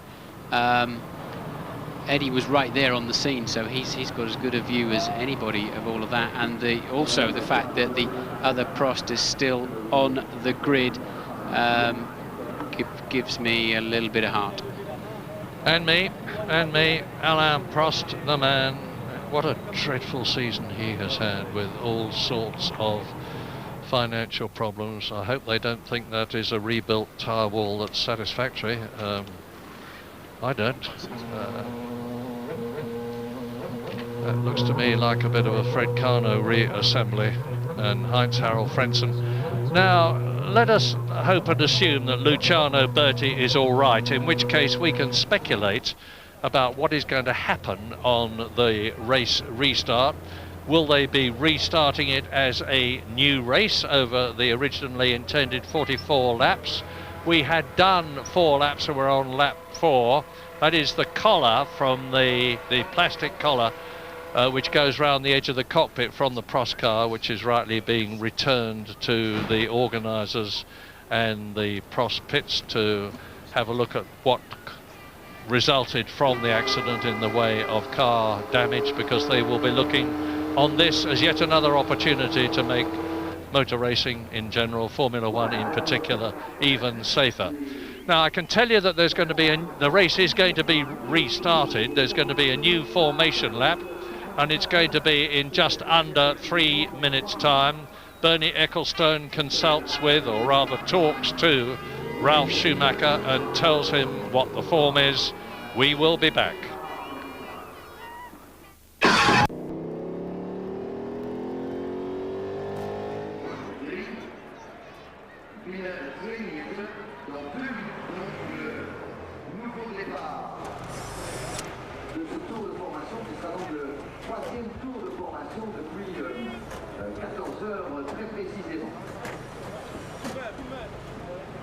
Tour de formation à partir de 14h45, c'est-à-dire dans moins de 2 minutes maintenant pour ce nouveau départ du Grand Prix de Belgique de Formule 1. Die Rennleitung hat entschieden, in wenigen Minuten um 14:45 Uhr wird ein Neustart gegeben, also eine neue Aufwärmrunde und dann anschließend eine neue Start.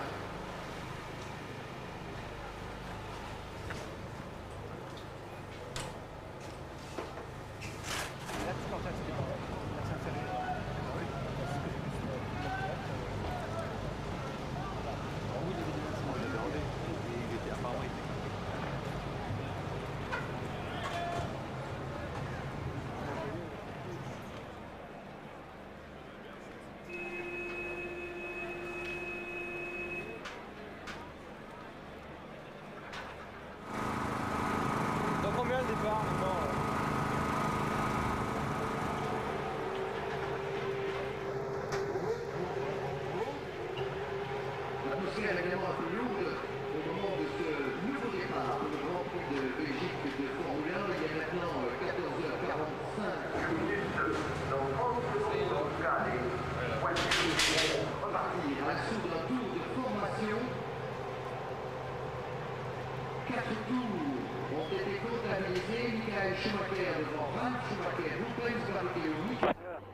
Unbelievable, Vicky. Great. Thank you.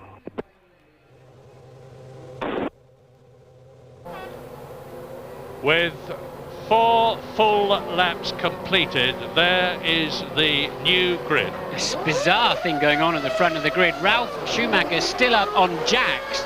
The mechanics had to get off in that 15-second period, otherwise he'll get a stop and go. But he'll start from the back of the grid. He's still on the jacks. They've got their synchronization of the procedure wrong. And there is Ralf, absolutely, I've never seen this before, stranded on his own jacks as they were preparing to put the car back down on the ground. They had to clear the grid. They got caught out by the 15-second rule. Bizarre afternoon. Let me take you through the rules. I think this is number 158 of the sporting regulations of Formula 1, and the original race will be null and void, and the new distance will be the number of laps they had competed away from the total minus a further 3 laps. Any car can restart providing it got back to the start-finish line under its own steam, which Raikkonen did not do, so he cannot take the start. So this is a whole new Grand Prix. James Allen. Well, Martin, it just shows you how easy you can take your mind off the job. It's something they've done hundreds of times before, a start procedure. But what happened was all mechanics left the grid. Even Ralf didn't realise that he was still 6 inches up in the air. And believe it or not, Ferrari mechanics were whistling and waving at them, telling them, hey, your man's still up on the jacks, he can't start. Suddenly it dawned on everybody, this awful realisation that the Williams car was stranded. Another bad mistake by the team in just a few minutes. Martin, let me be clear about this. 4 laps had been completed, plus 3 is 7. The original race distance was 44 laps. My assumption, therefore, is that this will be a 37-lap race. Does that ring well with you? I haven't done the mathematics, but I'll read you the clause. The length of the restarted race will be 3 laps less than the original race, less the number of classified laps completed by the leader before the signal stop was given. So I believe you're right, Murray. It'll be the original distance minus 7 laps. So take it from us that whilst we check officially, because we are standing here at the box, that our assumption is that it will be 37 laps, probably less the one. Yes, I think less the one that they are doing now. 36-lap race. So unless I'm very much mistaken, it's going to be a 36-lap race as you look at Kimi Raikkonen's car there. He walked in, and I presume that he is not going to be allowed to start. That's a repetition a repeat of the gearbox problem that both he and Nick Heidfeld had in qualifying yesterday, and which resulted in them, instead of starting about 6th or 7th on the grid, starting down in 12th and 14th places. The drivers don't like restarts, Murray. They consider it the most dangerous part of Grand Prix racing, and they're never happy with restarts. So the race will be 36 laps, it is clear. 36 laps, Michael Schumacher in pole position. No Ralf Schumacher there because he's going to be starting from the back. What a dreadful race it's turning out. There is Ralf Schumacher, sort of in the middle of the pack. Heaven knows what he's doing there. Michael Schumacher up front. There is Mika Häkkinen. He's going to be 4th. He's got a clear run. He's on the right of your picture, on the left of the grid, therefore. So here we go again for 36 laps, and it's go again. Schumacher leads, Barrichello up behind him, and Fisichella making a storming start. Incredible start. Up into 2nd position ahead of Barrichello in the Benetton, and Montoya runs wide and is taken by about half a dozen cars. I think Button had a stonking start again as well. We've got a damaged Sauber, now we've got a damaged Jaguar as well, with a clumsy mistake by Della Rosa. But I think we've got 2 Benettons well up front, both McLarens slow away, and Michael Schumacher then an easy lead. Who's next? It is Fisichella. Look at Button up in 4th place, under attack from Coulthard. Coulthard takes away Button's place. Magnificent start again from those 2 Benettons. Schumacher, Fisichella, Barrichello in 3rd position, the 2 Ferraris 1st and 3rd. Behind them is the McLaren of David Coulthard, it looks like to me. Check on that. As Michael Schumacher streaks away in the... But look at this, Benettons in 2nd and 5th places after the season that they have had. And that is Fisichella, pursued by Rubens Barrichello, then the McLaren, and then the 2nd McLaren. So it's David Coulthard, and touring in the Sauber of Nick Heidfeld, who started down in 12th position.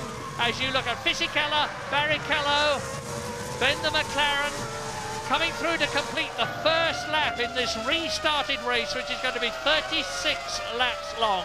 Race leader, Schumacher, Fisichella, Barrichello, up into the bus stop. Barrichello having a look at the back of the Benetton. Is he going to try and come through at the bus stop? No, but Fisichella chops him off, and into and out of the bus stop they go now. Through to complete the lap, and Button holds his position. Michael Schumacher is now on lap 6 because that is the situation. Remember, they had already done 4 laps, and the race order now: Schumacher, Barrichello, Ferrari, and our screens go blank. This is turning out to be a pretty trying afternoon for all sorts of people, especially Nick Heidfeld, who is out of the race. So both Saubers are missing now. Kimi Räikkönen did not restart. Nick Heidfeld is out of the race. Michael Schumacher is through, and this is the battle for 2nd. Yes, and there you see the 2 Williams towards the back of the field. That will be for about 12th and 13th place, I would guess. We've got no data up here at the moment. After their different traumas, Montoya stalling in the 1st race, and Ralf being jacked up and stranded for the 2nd race. I believe also Häkkinen has passed Jenson Button. So we've got a McLaren 3rd and 4th now. Sorry, it's going to be 4th and 5th, isn't it? Well, I had thought I'd seen it all, but I have never seen anything like this. I've never seen a grid with a car with all 4 wheels off the ground as the rest of them leave. And here is the battle for 2nd.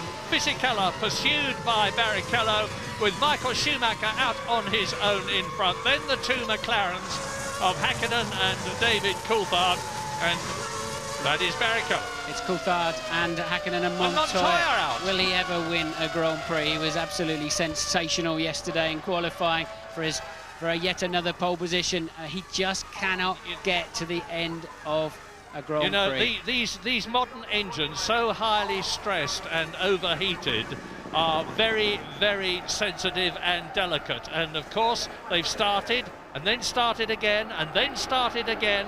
They've been sitting on the line, cooling down, then heating up again, and I suspect that's what's happened to the BMW engine in Montoya's Williams. Well, they've got an Achilles heel there as well, haven't they, on reliability. That's why they sit out the warm-ups, Murray, and keep the revs and engine mileage down as much as they can. They're clearly exposed in that area at the moment, and there's a graphic demonstration as Montoya falls out of the race. A Jaguar in the pits, that'll be De La Rosa. He clipped the front of the slowing Heidfeld at the restart. He didn't need to, he had plenty of space to get around him. So De La Rosa then in the pits. We haven't seen him leave yet, and still Barrichello can't find a way past, and looks like he's out of the race. And that says a heck of a lot for Fisichella, and even more for Benetton and Mike Gascoigne, the Benetton technical director, and all the rest of his people who've done such a sterling job, because Fisichella is staying ahead of Rubens Barrichello in second position. Fisichella on sheer merit. He's not making it difficult for Barrichello to get past by weaving, and Barrichello having a real good look now. A terrific scrap for second, third, fourth, fifth. Benetton, Ferrari, McLaren. Michael Schumacher is out on his own in this Belgian Grand Prix, which he has already won 5 times.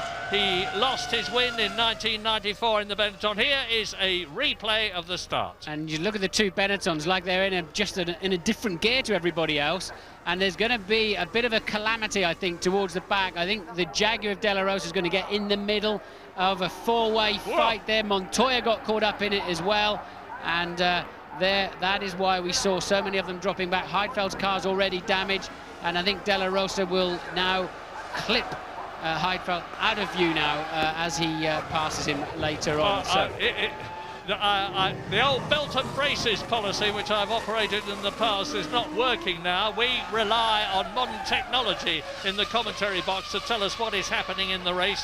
All the cars have electronic senders on them, as a result of which positions and gaps and all that sort of thing are relayed onto a television screen in front of us, which enables us to keep you in touch, and that is now completely missing. All I can tell you is that Schumacher leads, that Barrichello is having a real good look at Fisichella, corner by corner, lap by lap, to try and make it Ferrari 1-2, that the two McLarens are not actually making up any ground at all on Rubens Barrichello in front of them. And this is a circuit where you can pass. It's not like Hungary, where you can't get past anywhere. There are passing places, but you've got to be right up behind them. Well, we saw enough passes already in the first part of this afternoon's events, didn't we? But I think the timing monitors have gone away. We're on board with Frentzen, who would have started again towards the back of the field.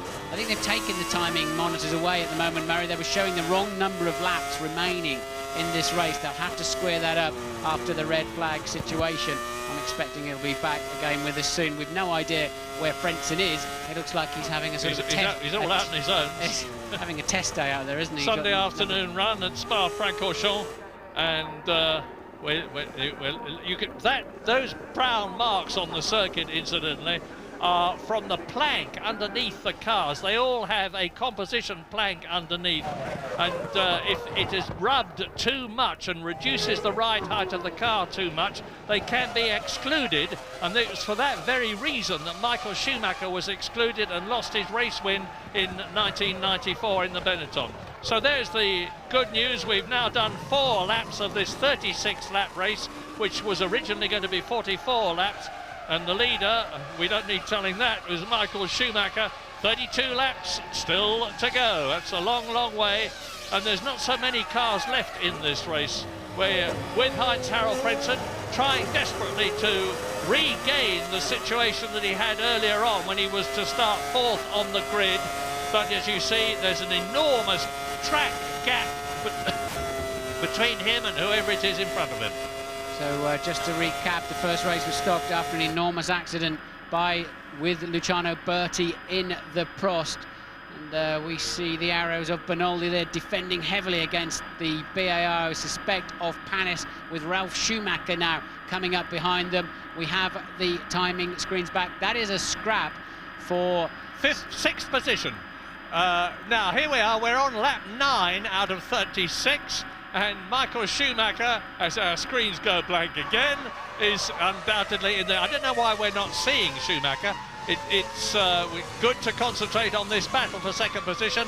And there are now 15 cars left out of the ones that started the second time. Schumacher has got a 10-second lead over the battle we keep seeing and that we're looking at now. Fisichella second, Barrichello third, Coulthard fourth, Hakkinen in fifth position. Jarno Trulli has worked his way up from originally way down on the grid in the Jordan, the Italian.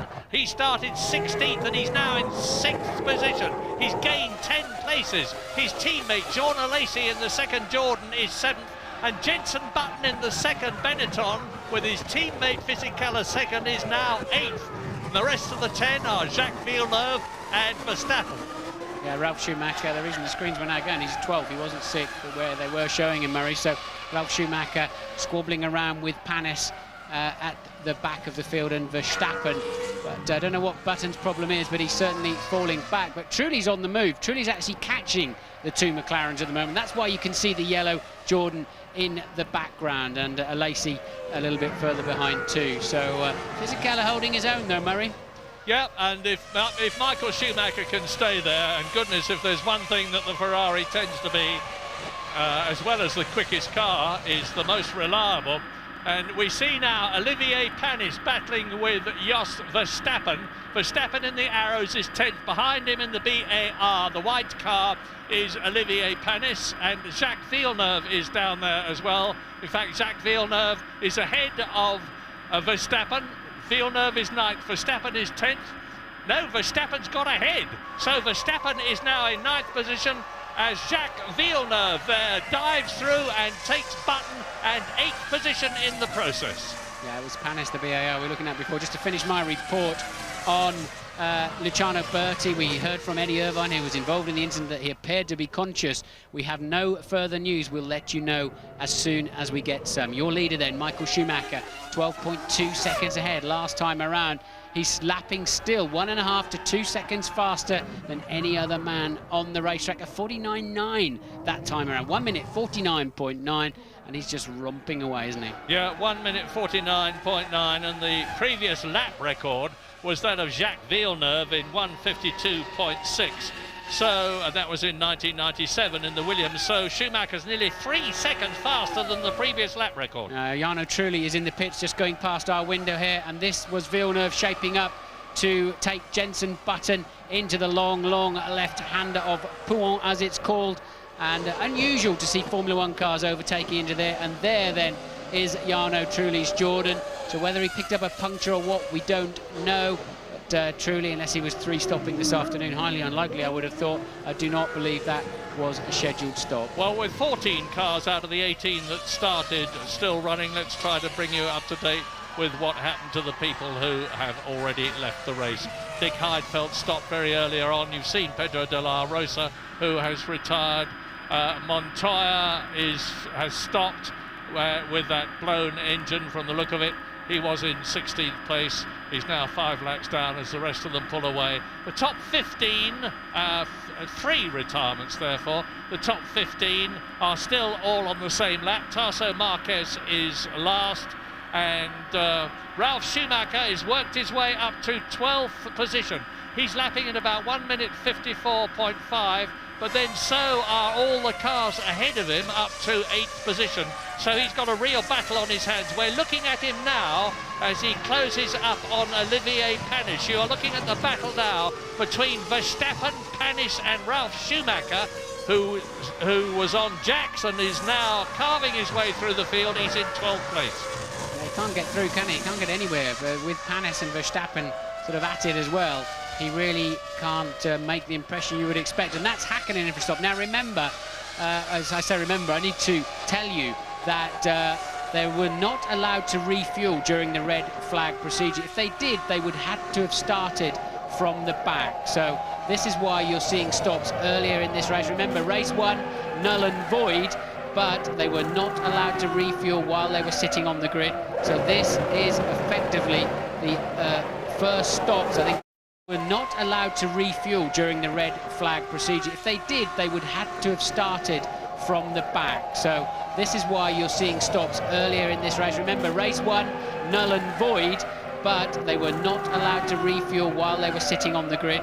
So this is effectively the first stops. I think maybe Truly's was a scheduled one then. This is the first stops had we been on the full Grand Prix distance. Hope that makes sense. And that is lap 8 out of 36. And you can see the Jordan has been in, and out he goes. And meantime, Rubens Barrichello, as they now come pouring into the pits and out again. That's Olivier Panis, who was with Verstappen. And it's going to take a little time for this race to settle down. Of course, all the teams will have had to dramatically revise their strategies. As you can see, Fisichella is still staying ahead of Barrichello, and it's lovely to be able to talk about a different car, a different team up front.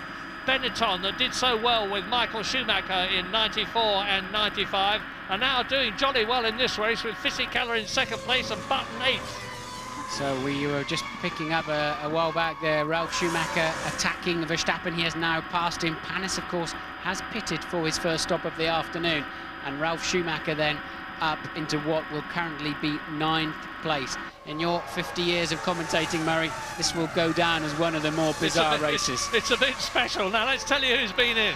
Hakkinen has been in. Lacey was in the yellow Jordan that we saw leaving, so he has changed his Bridgestone tyres. Jarno Trulli has been in, so has Olivier Panis, and Pedro de la Rosa, of course, has not only been in but retired as the battle continued. Look at that. Fisichella now 18 seconds rounded up to Michael Schumacher ahead of him, still in the lead on lap 9 out of 36. And you can see that it's pretty close for second, third and fourth, with just about 2 seconds covering Fisichella down to Coulthard. In the 5th position, Jacques Villeneuve, who started, and here's Ralf Schumacher replay, taking Jos Verstappen's arrows and moving up a place, and Ralf is now in 7th position. Well, having said, I very rarely see cars overtake like that. Villeneuve pulled that move 2 laps ago. Ralf Schumacher's now pulled exactly the same move. They seem to be losing speed out of the left-hander at the top of the hill, and being easy meat on the way into the long left of Prouan. But Fisichella, look, really putting a bit of fresh air between himself and the Ferrari now.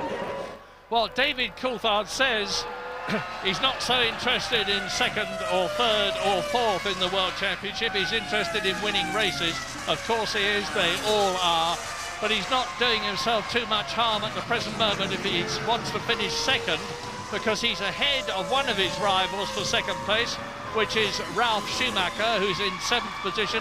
On the other hand, he's behind another rival, which is Rubens Barrichello. The gap between Rubens Barrichello and David Coulthard in terms of World Championship points when this race began was 5 points, and they are now respectively on 4 and 3 points.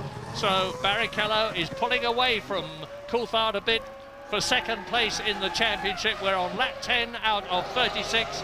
Into the pits comes the Ferrari, and James Allen is there to receive it. Barrichello. Thank you, Murray. A very curious situation, of course, because the whole race has been messed up. Normally speaking, two-stopper, they would have come in around about lap 17. If you add together all the parade laps they've had, plus the racing laps, it's more or less about 17. There should be 50 kilos of fuel going in, around about 8 seconds. But what the people who really benefited here are the people who started out the race with a one-stop fuel load, because they'll get into the window shortly where they can fuel the thing once and keep going, and they will really have benefited. We'll find out who they are shortly. Thanks for that, James. A good bit of strategy reading. We need all the help we can get. And here is Jacques Villeneuve in from 6th position. He was just 2.5 seconds ahead of Hakkinen, who has stopped, so therefore Hakkinen should have moved up. We'll wait and see on the track. And there is the Ferrari of race leader Michael Schumacher on his 10th lap, 20 seconds ahead of Fisichella. And look at Barrichello there. Hakkinen did get out of the pits ahead of Barrichello, even if Hakkinen's now under pressure. So a good stop then from McLaren that time around. That has elevated Hakkinen nicely.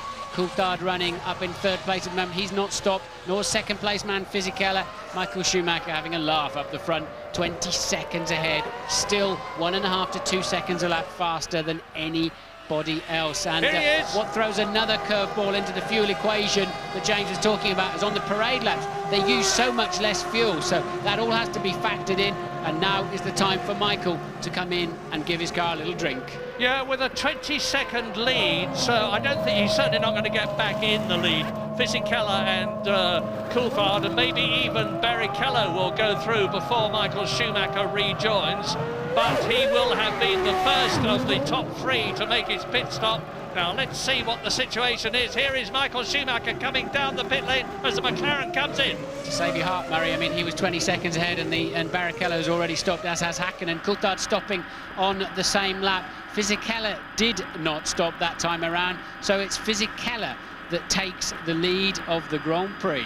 And I'm trying to remember when the last time that a Benetton was leading a Grand Prix. Was it Nürburgring, the one that Johnny Herbert won? Wasn't Fisichella in with a great shape of winning that and spun off? Just testing you, and you got it right. Johnny Herbert then, and lap 11 out of 36. Fisichella, who has not stopped, leads Michael Schumacher, who has stopped. And there to prove it is the German in the Ferrari behind the Italian in the Benetton. And if Michael Schumacher can just keep it going, he will be making history here today in Belgium by winning the Belgian Grand Prix for the 6th time, for the 5th time officially, having lost one of those victories, and to become the greatest Grand Prix driver of all time in terms of the number of victories, by winning 52 races in comparison with Alain Prost's 51. But, as I always say, there's many a slip twixt cup and lip, and there's a long way to go. Well, he wasn't short of fuel, was he, Fisichella? He's fueled the longest of anybody, with the exception of Frentzen, who's way down in 10th place. So those Benettons leaping off the line like that was not a fuel situation. They've clearly got some fantastic new launch control. And now then, Fisichella takes to that extended pit lane. It's very, very long on the speed limiter here. Michael will, of course, then regain the lead. Where will Fisichella come out? Will it be ahead of Barrichello, Hakkinen, and where did Coulthard rejoin the track? We haven't been able to see yet. We haven't picked them up. It's going to be very tight between those four as to who made or lost in this current round of pit stops. Yeah, let's remember that it's a Renault engine behind Fisichella. Renault were the first with a turbo engine, and they made it work, and they were first with air valves, and they made them work. It's Coulthard going, so Coulthard's through then for Fisichella. No, he's not. Fisichella takes obviously the shorter route around the inside. So Coulthard did stay out ahead of Hakkinen. Barrichello was the big loser. Fisichella maintains second position. Terrific bit of driving, and just to complete what Renault have done, they were the first with a V10, and now everybody uses them. So I think it was a matter of time before Renault got their new, very, very special, and it's so special we don't really know what's in it, engine right, and it looks as though they're getting there now. So lap 12 out of 36 with Michael Schumacher. They've all stopped now except Heinz-Harald Frentzen, of the right drivers who are out on the circuit at the present moment. Michael Schumacher leading the Belgian Grand Prix, which was started 3 times. Fisichella second ahead of David Coulthard. There they are on the track. Behind them is Mika Hakkinen, just 2.7 seconds behind his teammate in 4th position. 5th is Rubens Barrichello, who, as Martin said, was the man who suffered. There he is. And Jarno Trulli in the Jordan is in 6th position. 28 seconds covers the top 6. Olivier Panis has received a stop-and-go penalty for crossing the white line on the pit exit. We saw the same happen to Ralf Schumacher back at the European Grand Prix at the Nürburgring. So Panis then with a stop-go penalty, but that is not bothering these front runners. And Fisichella then on the Michelin shod Benetton is definitely able to hold his own up against that company. So Michael Schumacher then leads from Fisichella, David Coulthard, Hakkinen, Barrichello, Jarno Trulli makes up the top 6. Verloren hier tijdens de pitstop. Zowel Coulthard als Hakkinen is er voorbij. Montoya met Mario Thijssen, de man van BMW. Want ja, die motor plofte gewoon. En daar gaat Thijssen over. Hoe gaat het met Ralf Schumacher? Ja, op de 11e plaats. Een beetje in de anonimiteit. In gevecht met Jensen Button, daar zit hij vlak achter. Hakim nog steeds voor Barrichello. Komt waarschijnlijk nog een pitstop aan. Later in de race voor iedereen. Dus dan zou Barrichello kunnen proberen de positie weer terug te winnen.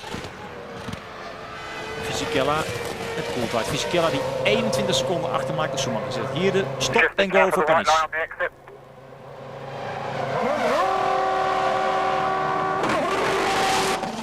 Nou, Verstappen schuift een plaatsje op. Die ligt nu 12e.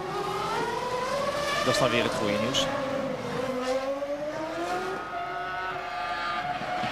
15 rijders nog op de baan. Uitvallers Alonso, Ruti en Irvine, Räikkönen, Heidfeld, De Rosa en Montoya. En kan Giancarlo Fisichella David Coulthard achter zich houden. Ziet er in ieder geval heel goed uit voor Fisichella. Alles heeft te maken met dat hij een hele mooie stop heeft gehad. Toch constant ervoor blijft. En de andere mensen niet echt zien aanvallen. Ze kunnen er niet dicht genoeg bij komen.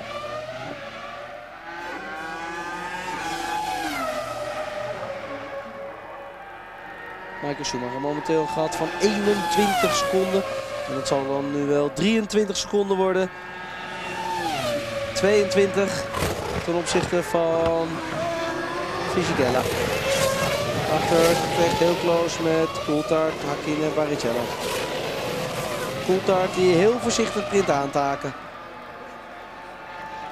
Trulli ook nog steeds op koers voor een WK-puntje. Heeft de voorsprong van 4,2 seconden op de nummer 7. Jean Alesi daarachter op 5. 14 out of 36, and what a battle we have between Giancarlo Fisichella with Benetton to go to Jordan next year. Flavio Briatore and Pat Simmons there on the pit lane gantry, keeping their fingers and everything crossed, because this is the highest a Benetton has been this season.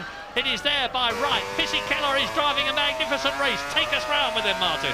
So he's down towards the Pouhon corner. You tend to turn in quite early and just let the car run all the way to that curb on the outside, and then massive forces build. But the downforce squeezes the car down into the tarmac, and no problems at all. Fanya then, you must keep on the right-hand side, otherwise you don't have enough space to take the left-hander. Rumble strip on the right you can use. And this is a tricky little corner, the first part of Stavolo, but doesn't his car appear to be working well?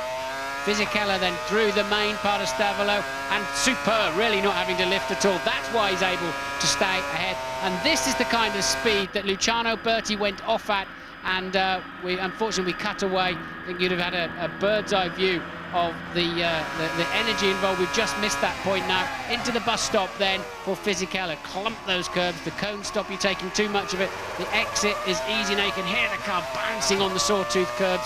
Traction control cutting in. Another lap completed, and Coulthard now 0.7 of a second behind. So Renault, who perfected the turbo engine, Renault who perfected the air valves, Renault who did the V10, Renault who got this magic engine which they've been working so hard on during the season in Fisichella and Button's cars, are keeping ahead of the fabled Mercedes-Benz powered McLaren of David Coulthard and Mika Hakkinen, who are third and fourth. This is very, very significant, what we are seeing now, and it bodes well for the 2002 season.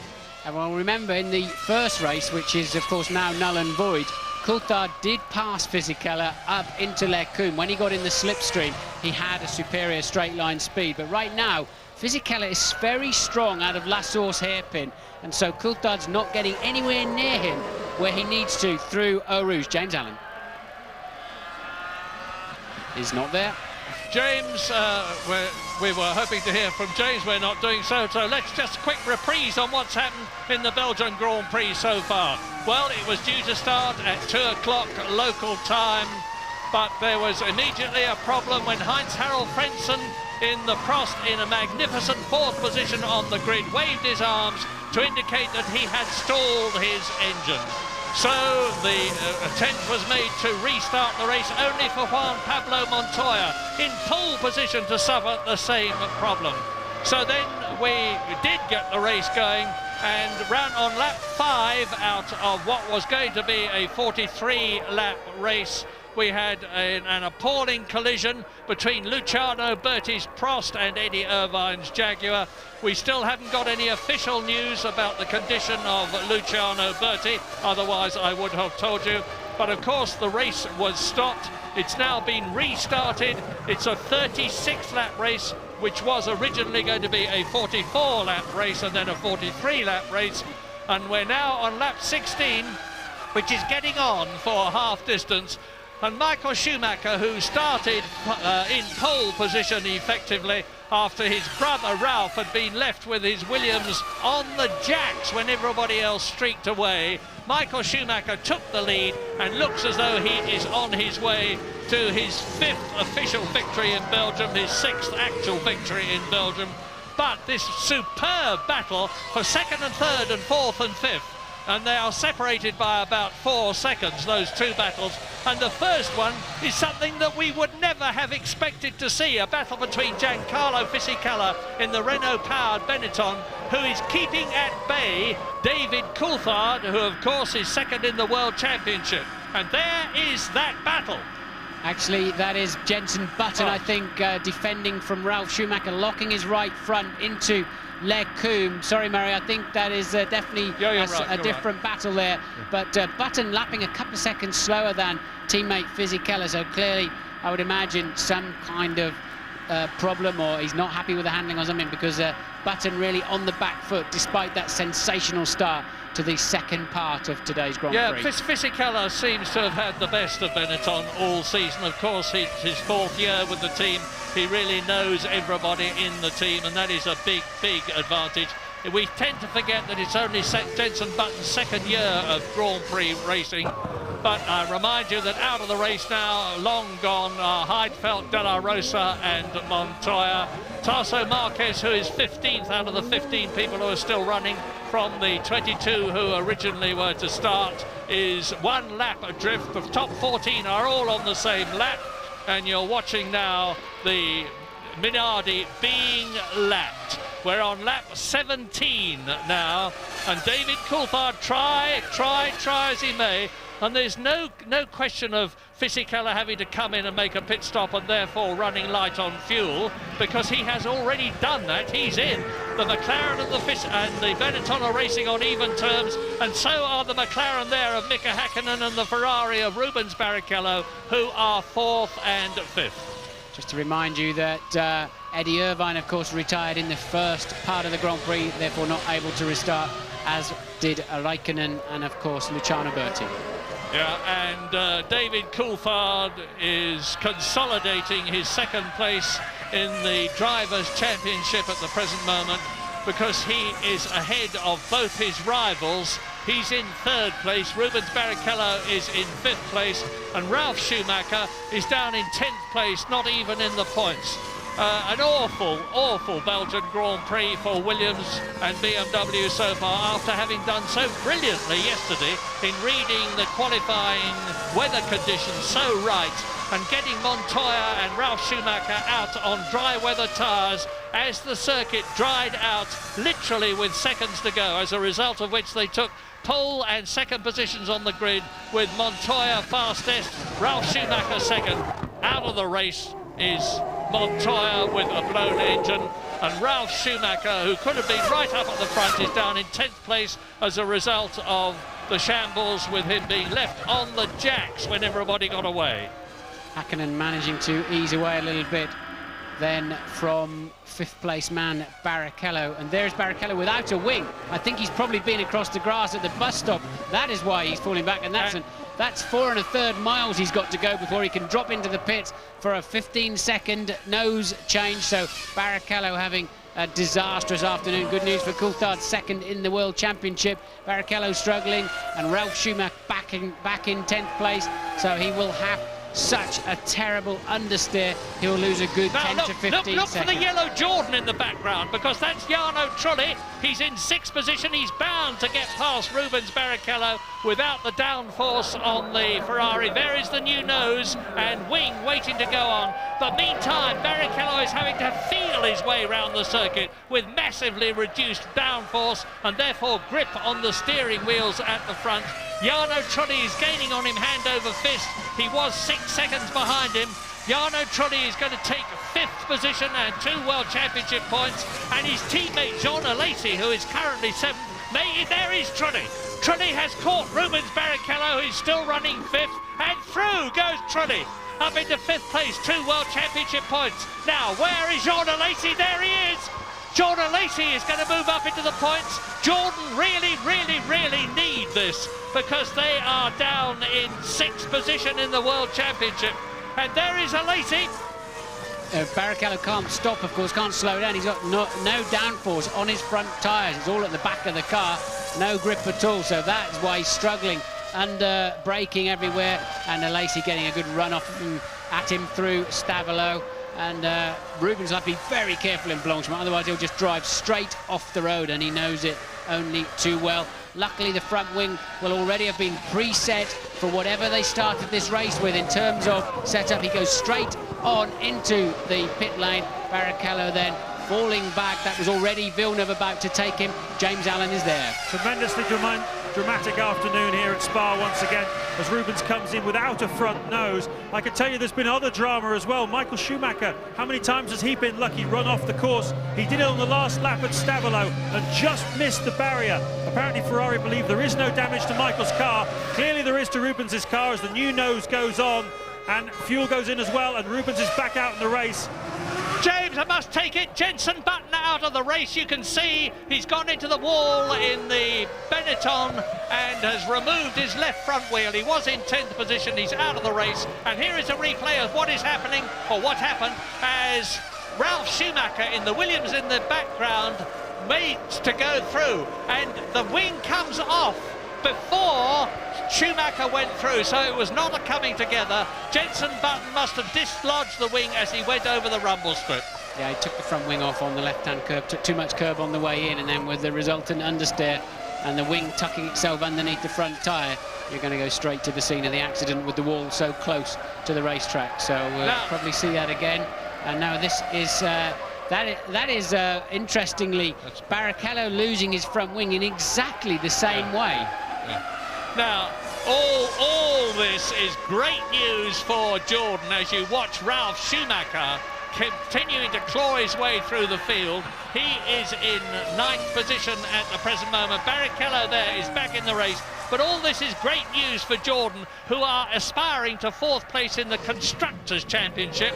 Sauber, who are currently in 4th place, have already lost Nick Heidfeld. Kimi Räikkönen didn't start the race. They'll score no points. And both the Jordans of Jarno Trulli and Jean Alesi are in the points at 4th and 5th places, ahead of both the BARs. So Jordan are going to move up if they keep going. Truly, for a scheduled stop, he was the first of the first stoppers, so it's not a surprise to see him in. And so Jarno Trulli then was in 5th position as he came into the pits. Teammate Alesi takes over that 5th position. Lap times are slowing a bit. I wonder, with all of this drama, people flying off the road, we haven't seen Michael Schumacher go off the road, but we know that he has and survived to tell the story. I wonder if it's just spitting with rain. Louise Goodman. The latest news that we have is Luciano Berti has been taken off to hospital. No further news on his condition. Eddie actually has just walked past me, gone straight into the motorhome. I think he's actually been rather shaken by this incident. He's been in the back of the truck since the accident happened, and as I say, just gone straight into the motorhome. So no further news on Luciano Berti. As soon as we have something official, we'll come back to you. Thank you, Louise. We're on lap 20 out of 36 in this restarted Belgian Grand Prix. Michael Schumacher is stroking his way to victory. 27 seconds ahead of a battle between Giancarlo Fisichella's Benetton, which you are looking at now, the blue car, still pursued by David Coulthard in the McLaren Mercedes, who can do nothing about the Benetton Renault. The gap that separates them is 0.6 of a second. Mika Häkkinen is 4th, Alesi is 5th. Trulli is in 6th position, so both the Jordans are in the points, ahead of their Constructors' Championship rivals, BAR and Sauber. 7th is Villeneuve, 8th is Ralf Schumacher, 9th is Barrichello, and 10th is Verstappen. 3 other runners still left. 11th, Frentzen, 12th, Panis, 13th, Bernaldi. Replay, I think it's just going to be Coulthard getting a little bit sideways in the Fagnes chicanes where he crashed on Friday quite heavily, back end of his car, quite loose through there. But I hope that all of the teams have radioed their drivers, certainly with Ferrari and Benetton in particular, radioed their drivers to say, give the curb on the way into the bus stop plenty of respect. Otherwise, we're going to see more people lose their front wing in that particular corner. Why, Martin? It hasn't happened in the past. Low, right, high tyre curbs. And what's happened is that they've knocked the cones over in there, so they're taking a tighter line. Louise Goodman. Yeah, with Juan Pablo Montoya. Juan Pablo, it's been a bit of a dramatic day for you one way or another. Yeah, I think, it's a very difficult day for all of us, especially after Luciano's crash. And apart from that, another tough day in the office. I think we've been quite lucky. But, it was pretty interesting, pass some cars and play around with it. It was pretty interesting. Thanks for talking. Well, one way and another, he's had terrible luck this season. It's the 14th race of the year. It's the 10th time he's retired. He could have won at least 2 races. Don't forget he was taken out of the Brazilian Grand Prix when he was in the lead, when he passed Jos Verstappen's arrows and it moved across and removed Montoya. He could have won at least one other race. He started from pole position. This man's day will come, but it's obviously not here. Eddie Jordan talking to either a Lacey or Trulli, and we're on lap 22 with 14 of this very, very eventful Belgian Grand Prix on the finest Grand Prix circuit in the world. And more news from Louise. Yes, and I'm pleased to say it's good news, Mario. Got the official word on Luciano Berti's condition. He has concussion, but he has no broken bones, and his condition is described as stable. As we already know, he's been taken off to hospital in Liège, but good news there about Luciano. Good news is a masterpiece of understatement. Louise, I am absolutely amazed. That was a big accident, and I cannot start to tell you how relieved I am to hear that wonderful news. As now into the pit lane comes Jacques Villeneuve from 5th position. This is his 2nd stop, 15 laps still to go. And as usual, this concentrated action from the mechanics. Two of them clear out the side pods to make sure there's no debris in front of the radiators. Nice stop, 8 seconds. He sprints out. He was 1.2 seconds ahead of Ralf Schumacher, who will have now moved up and is in the points. Quite incredible. Ralf Schumacher, who started last after they got his car with 4 wheels off the ground onto it, and he'd stormed round and tried to catch everybody up, is now in the points out of the 13 drivers who are left. But of course he has yet to stop a second time, which is what Villeneuve has just done. As we look at David Coulthard, still looking at the gearbox of the Benetton in front of him, thinking, how can I get past? And with a gap like that, he is not going to. Yeah, they're going to have to get the back end of that McLaren bolted down a bit more somehow, but so often this last few Grand Prix you've seen Häkkinen and Coulthard oversteering on the exit of corners, but that Benetton surely has a beautiful balance today. Fisichella really not struggling at all, and he's got a genuine pace there, so it's nip and tuck between the pyramids. Stayed at 6 or 7 tenths pretty much for 10 laps now between these two, but Coulthard really can't make a big impression on the Benetton, and that's where the Benetton is so fast. Traction out of La Source. Gosh, it will be an enormous fillet for Benetton and for Renault and for Formula One if Fisichella can stay where he is, because what we all want to see is not one constructor, not Ferrari, not McLaren, not anybody else dominating the scene. This year we've seen Ferrari and McLaren, who've done so for so long, being caught and passed and losing races to Williams. It would be lovely if next year there's a 4th team up there as well. But have a look at the rear wing of David Coulthard's McLaren. It looks unusually oil grimed and dirty to me. It reminds me of Damon Hill's Williams in 1996 in Australia, which was taking oil from Villeneuve's car, which was in front of him, and Villeneuve had to pull out of the race and Damon Hill won it. Yes, I saw Coulthard a few laps ago wiping his visor coming past the pit straight very dramatically. There's much to say to the team, there's oil coming our way, but it won't affect the performance of his car in any way, shape or form. But it won't help him see through his visor.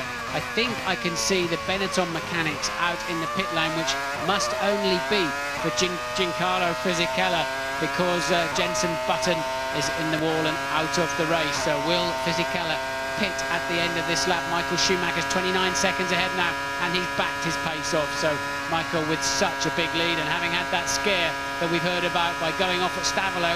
And where does he go? He does indeed go into the pit lane. Yeah, Giancarlo Fisichella in, David Coulthard not in, so he will move up into second place. And of course this will be the signal for Coulthard to get the hammer down now that he's got Fisichella out of his way and trying to build up a gap before he has to come in the hope that when he comes out after his stop he will be in front of Fisichella. Time will tell. Yeah, he's only got to find 6 or 7 tenths, has Coulthard, on an in or an out lap or during the pit stop. And who was that in the background? Hakkinen in for a stop too. So Coulthard, we know, was fueled. It looked like 3 or 4 laps longer on the first stint, looking at the data here. So Coulthard, we know, can go a little, well, we assume can go a little bit further, yet we don't know how much fuel they put in Coulthard's car at the first stop. Certainly leapfrogged him past the Ferrari of Barrichello, and Hakkinen comes out alongside Ralf Schumacher, who passes him and gets ahead of the McLaren. That is not going to help Mika at all, but Ralf Schumacher moves up a place. This race is really coming alive. We're on lap 24 out of 36. The crowd and the weather, incidentally, which I had expected to, and Mika Hakkinen does to Ralf Schumacher what he did to his brother last year, except that Ricardo Zonta is not there this time. Just shows you how many revs they've knocked out of that BMW engine. It's twice this afternoon. The fastest car in a straight line easily in qualifying has just been breezed past by a Ferrari first, then a McLaren. So they've really kicked that BMW engine to make sure it can get to the end of the race. Ralf clearly short shifting there, losing an enormous amount of straight line speed. And we're on lap 25 with Michael Schumacher, who we have seen hardly anything of in this race, because he is, it's a demonstration race as far as he's concerned, and as I say that, we see him on the screen just to establish that the brilliant 4 times a world champion German is on his way to his 52nd Grand Prix, as in comes David Coulthard. Now, when he rejoins, where is Fisichella going to be? But now, James, over to you. It's going to be very, very marginal indeed. Coulthard needed a good in-lap. He's only been 1 lap since Fisichella made his stop. This has got to be pretty crisp as well for McLaren. 7 seconds they're looking for in a perfect world to try and nip it.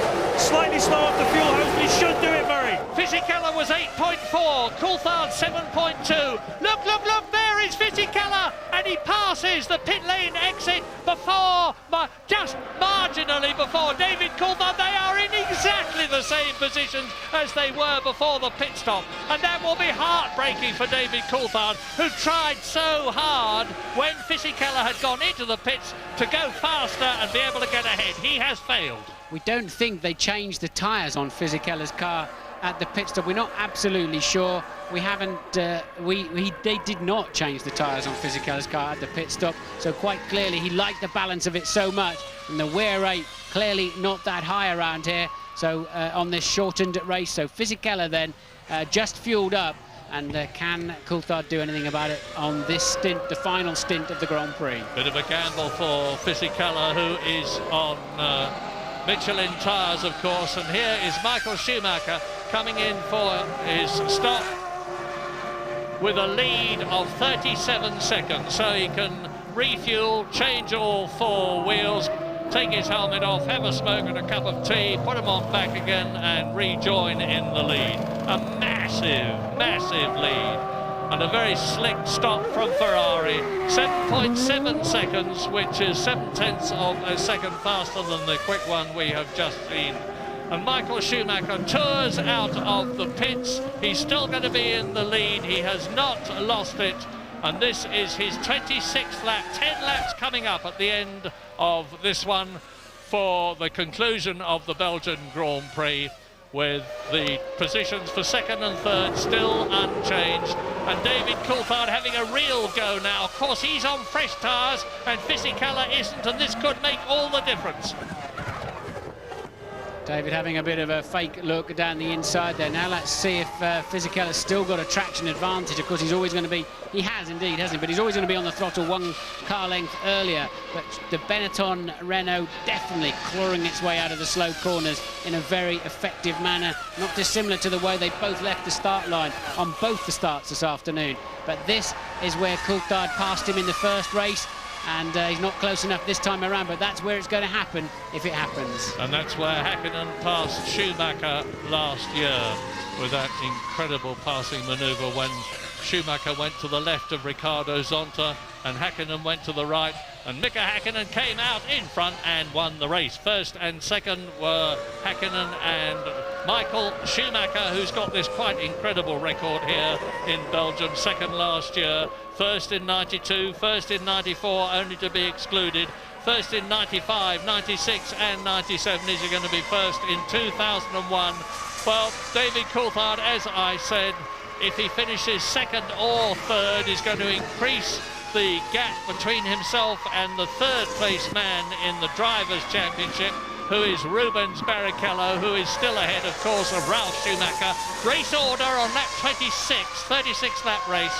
Michael Schumacher leads, Fisichella and Coulthard, that you can see there, battling for second place, ahead of Mika Häkkinen fourth and Ralf Schumacher, separated by 8 seconds. Jarno Trulli is in sixth place, his teammate Jorna Lacey, and then look at this. Look how close Coulthard is this time around, but not quite close enough. Updated information from the pit lane. They just changed the rears on Fisichella's car, apparently, and not the front. So 2 new rears.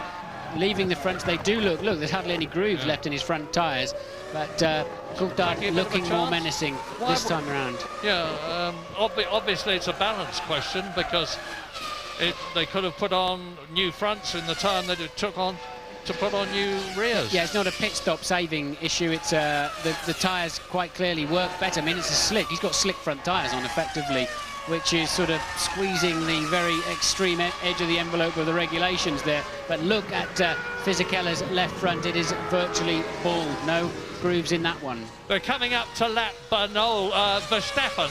They've already lapped, as has Michael Schumacher, of course.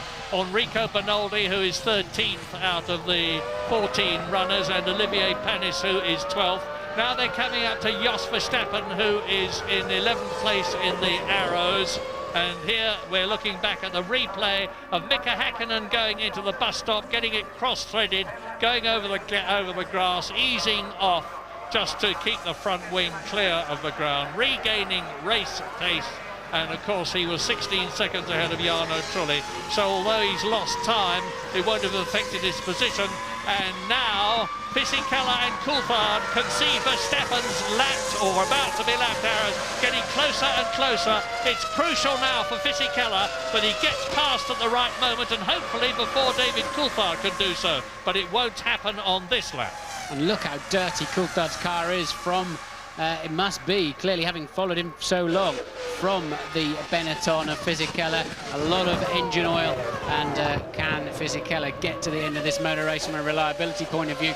Certainly from a performance point of view, doesn't have too much of a problem at the moment. But without doubt, in this third sector of the race, it's Coulthard with the faster car, and David, that looks a touch of a squeeze. Oh. And they both go through inside the arrows.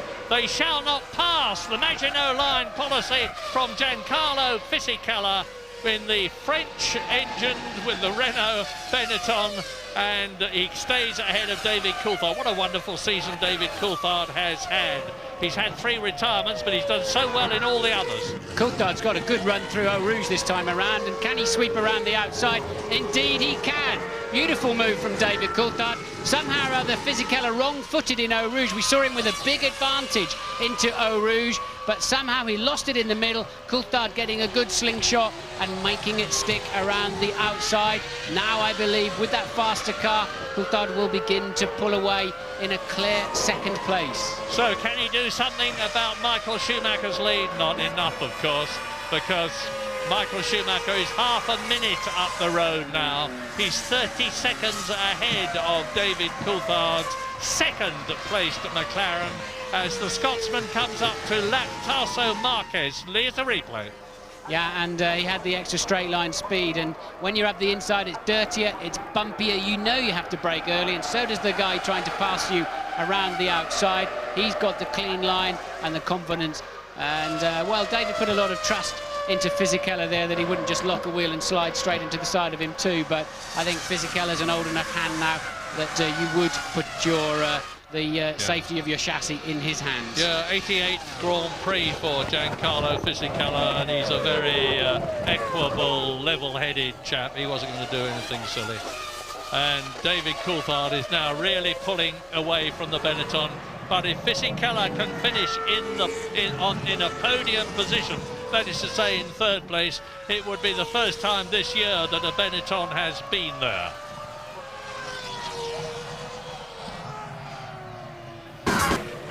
Stuurt in en heeft hem. Had ook een klap betere banden natuurlijk dan Giancarlo Fisichella. Die deed 2 stops met zijn banden en Coulthard had vers rubber. Eventjes richting Michael Schumacher. De koploper in de race. Hakkinen momenteel toch een goede 3 seconden, 2 seconden sneller dan Giancarlo Fisichella. Dat zou betekenen dat hij in 4 ronden op de staart zou zitten van Giancarlo Fisichella. Het zal niet waar zijn dat we die niet op het podium zien. Rondetijd van Fisichella 1:55.0 en van Hakkinen 52:8. Ik moest Barrichello aast ook nog op een puntje, maar dan moet hij wel voorbij de geslepen Jean Alesi. Hier Ralf Schumacher is de weg met Villeneuve. En hij is er voorbij. 8e positie nu voor Ralf Schumacher. Villeneuve valt terug naar de 9e plek. Alesi, die daar niet ver voor zit, is dat ene puntje waar iedereen voor gaat. Trulli daar weer voor op de 5e plaats. En hier het gevecht tussen de Fransman en de Braziliaan.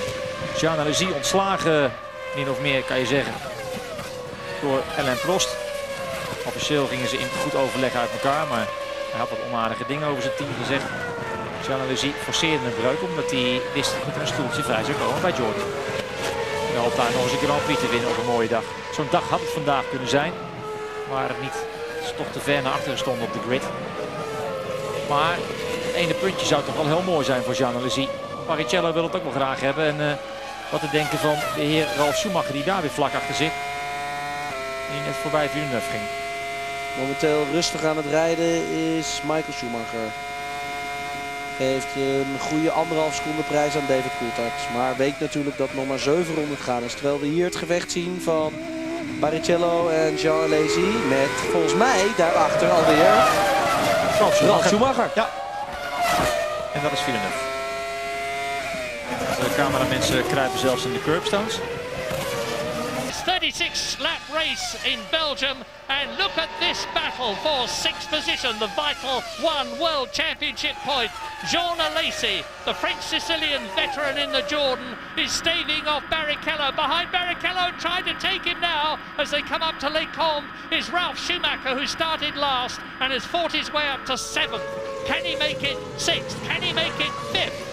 I suspect Ralf Schumacher's been told to rev the engine harder now. He's not going to score any points anyway if he blows up, and he's not going to score points unless he passes at least one of those cars in front of him. So suddenly Ralf Schumacher with more straight line speed now, and Jean Alesi grimly hanging on to try to score an important World Championship point for the Jordan team. His teammate Jarno Trulli 3.7 seconds up the road in 5th place. So Michael Schumacher 30 seconds ahead of Coulthard, who's pulled away 4 seconds from Fisichella.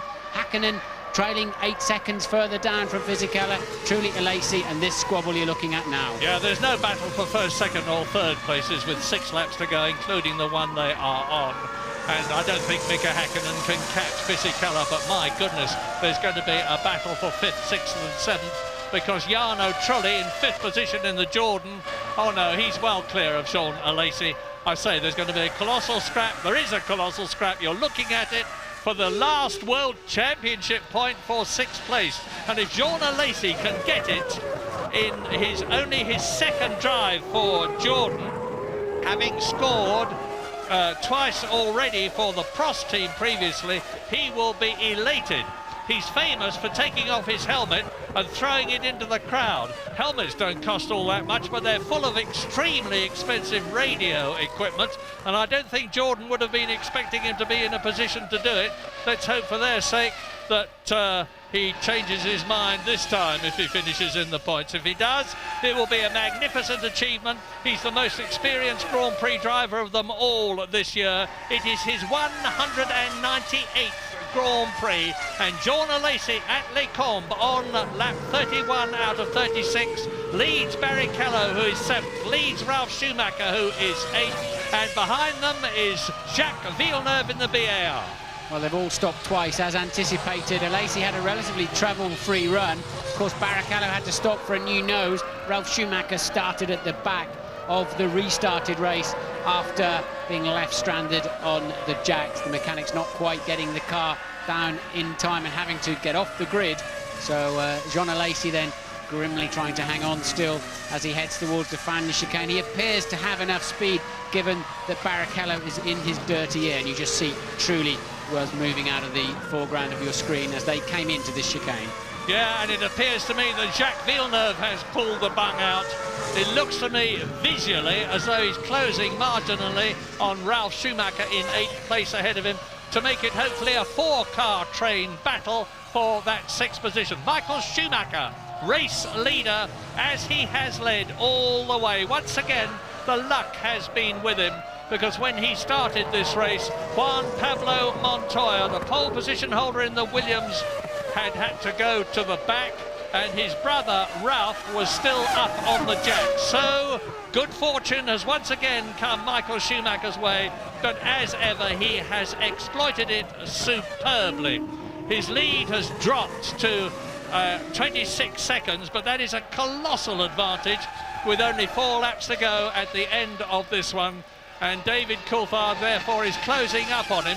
In fact, on the previous lap he was about 2.5 seconds faster, but I'm sure that's because Michael Schumacher, experienced as he is pacing himself. Barrichello in a very good position there. Jean Alesi necessarily having to defend his line, and well, I really thought Jean would just spear forwards there and be the last of the late breakers. Didn't do so.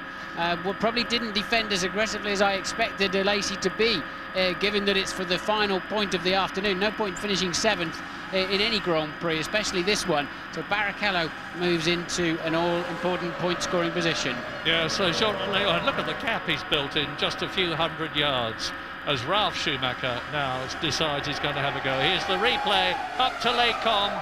From behind his rear wing and slipstream, out of the dirty air goes Rubens Barrichello, moves across. Jean Alesi has to give way and defer, which gives Ralf Schumacher the opportunity to move up a bit in 8th position, and Jacques Villeneuve is 2 seconds behind this battle you're looking at now, but 2 seconds is a long way in terms of track distance. This is lap 33.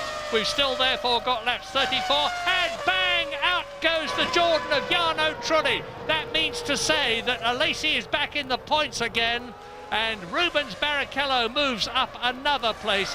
Another heartbreaking end of race situation for Eddie Jordan's team. Yeah, poor old Eddie Jordan, poor the Jordan team. They don't deserve that. They really don't. They've just had Alesi moved out of a point scoring position just as Trulli blows up. They were on for 3 points, and all of a sudden they're on, well, of course Alesi moves back a point, back into 6th now with the demise of his teammate. So suddenly they're down to just 1 point, and Alesi under severe pressure from Ralf Schumacher as well. So maybe still Jordan could go home without any World Championship points, and that is not what they deserve. No, they need this 1 point from Jean Alesi to have the same number as BAR, their Honda-engined rivals in the Constructors' Championship, which have put them in 5th place. And yet again, poor Jarno Trulli is out of the race. That's the 6th time he's retired this year, and you can see banging his head on his arms in sheer frustration as Michael Schumacher exits the bus stop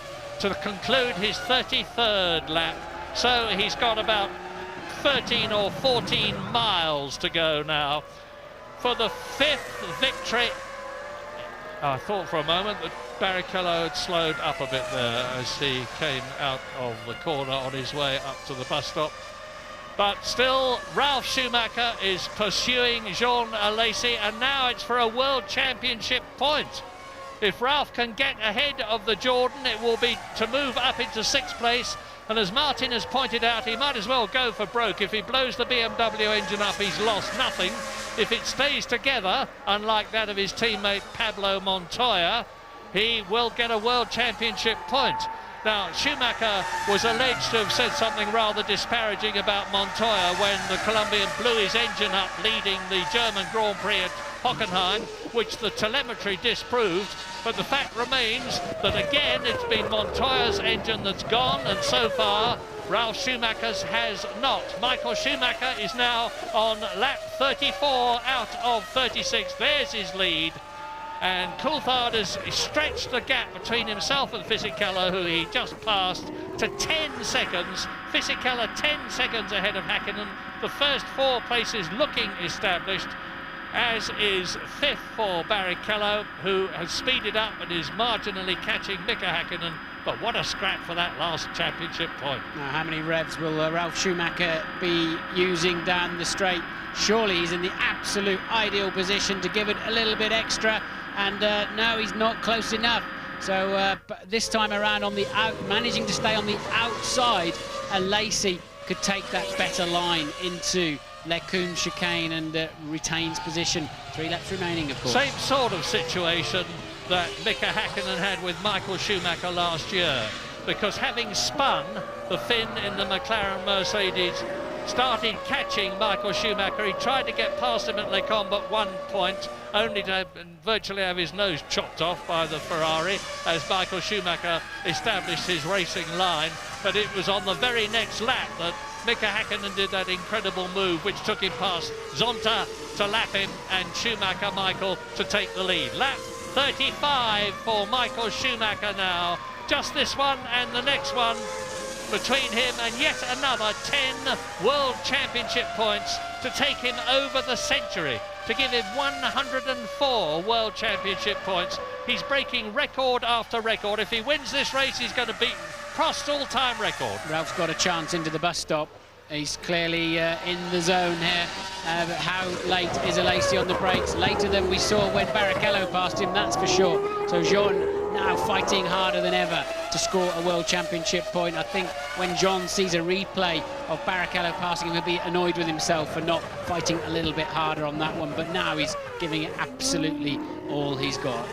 Well, with Michael Schumacher on his 35th lap, people before this race began were saying, will Michael Schumacher let Barrichello win the race and therefore strengthen his position to be second in the Drivers' Championship by passing David Coulthard? Well, first of all, to do that, of course, he's got to be in a position with Barrichello right behind him. That's not the case. Now Schumacher's having a go again.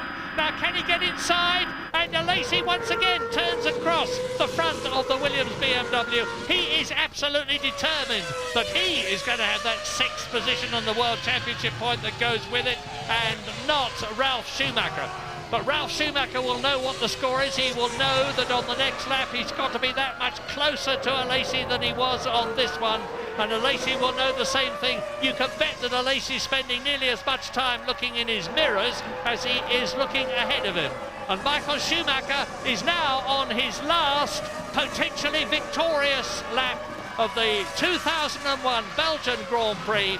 He's got 772 World Championship points already. It will be 782. He will only be 16 points behind, 16 and a half points behind Alain Prost's all-time point-scoring record if Schumacher wins here. I say we haven't seen much of him, but he's had another great drive, and his brother's doing the same thing. That's exactly where Bertie and Eddie Irvine got together, but Ralph then just backing out of that scenario.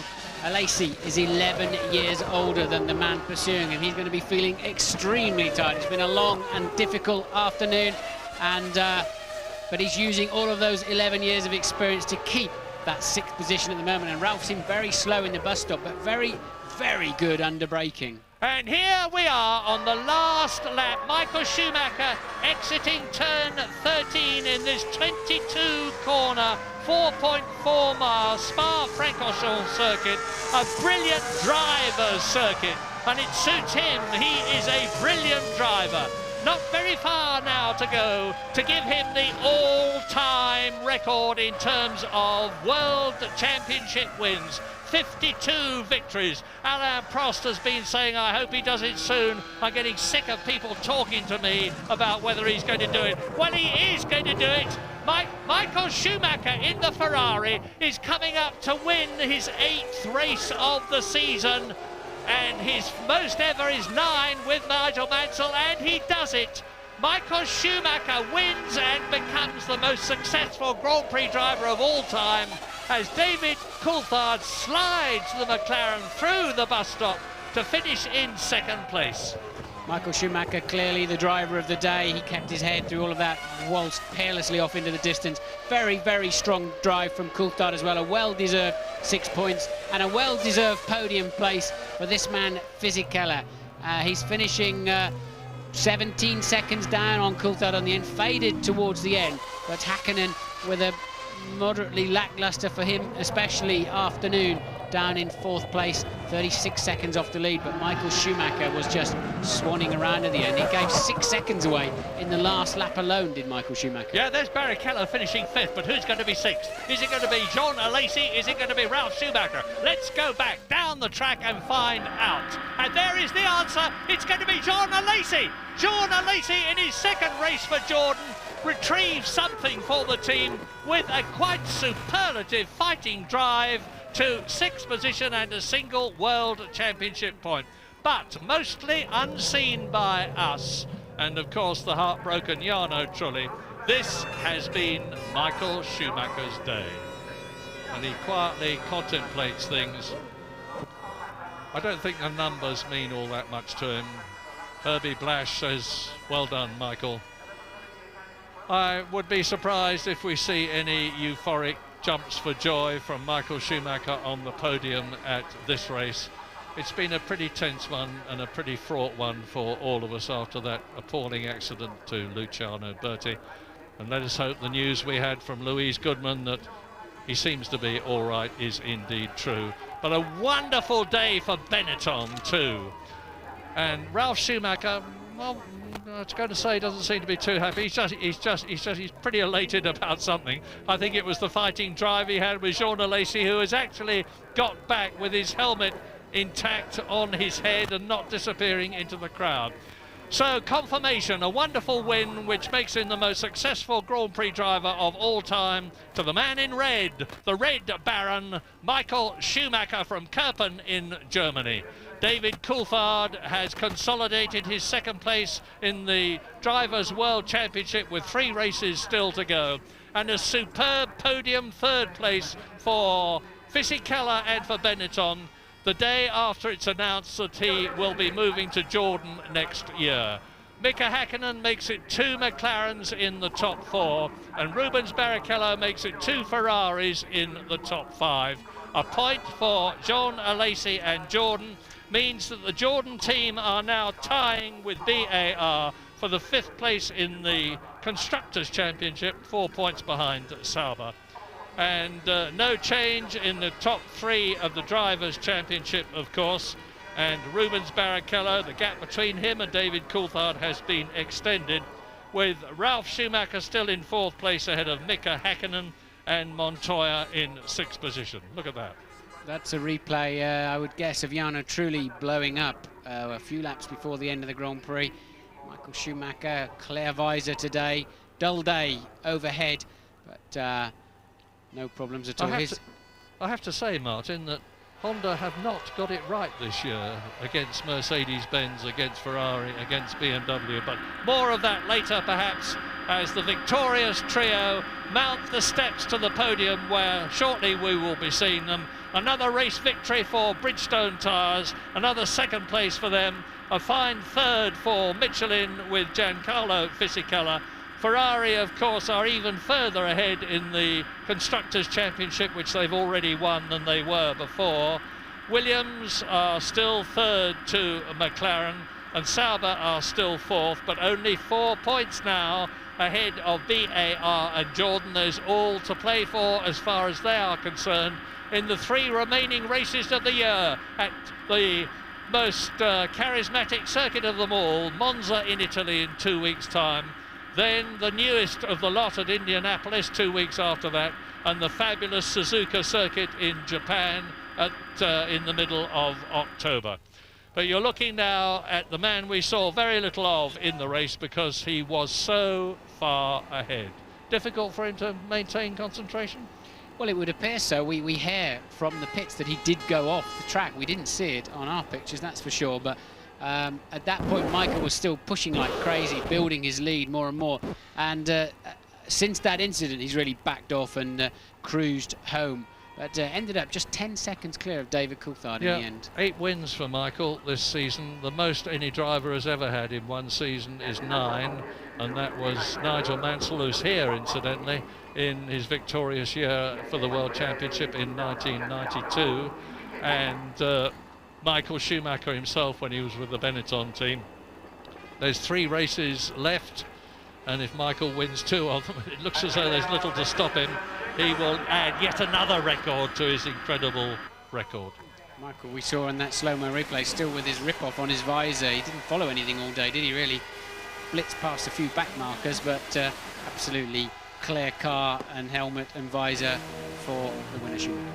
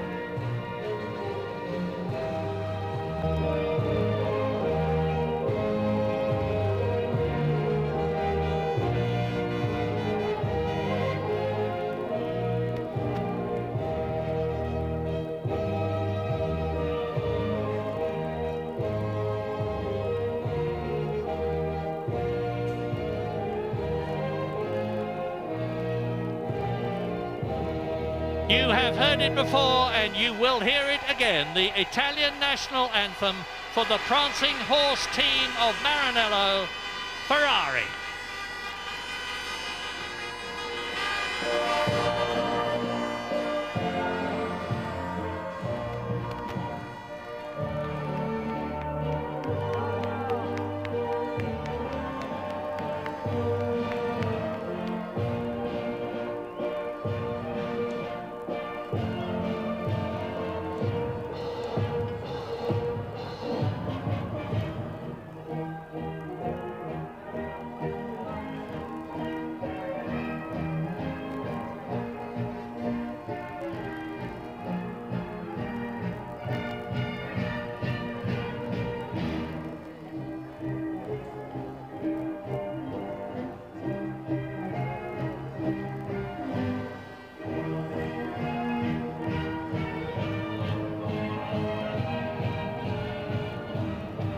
Believe it or not, there have been protests from politically correct killjoys about Michael Schumacher conducting the national anthem in front of the Ferrari joyous team.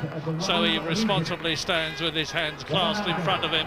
But now he can lift the trophy, the 52nd winner's trophy that Michael Schumacher has done that with in his quite amazing career of 158 Grand Prix. He has won 1/3 of them. An amazing record, which is about to make him not only the most successful driver in terms of victories, but very shortly the most successful driver in terms of championship points. He has been one of the architects for Ferrari's return to the top, and he richly deserves all the success he has had. But isn't it nice to see Benetton back there? Absolutely. It's great for the sport, great for Benetton and Renault. Eddie Jordan won't be too disappointed either. Of course, Fisichella is going to Jordan next year, and he's looking a bit of a star today.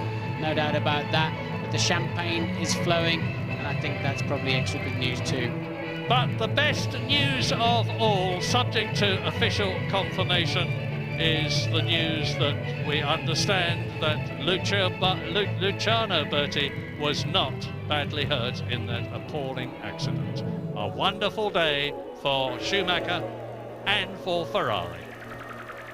Thanks very much indeed to Murray. Thanks to Martin Brundle as well. Just to underline what Murray's saying there, we've officially been told Luciano Berti is in hospital in Liège, about half an hour from here. He has concussion, no broken bones though. His condition described as stable, and I wouldn't think that champagne would have been sprayed up there by the Spa master, Michael Schumacher, if Luciano Berti hadn't been okay. We're going to hear from the top three in the press conference. We have the views as well of Tony Jardine and Mark Blundell. We'll be right back. Zeer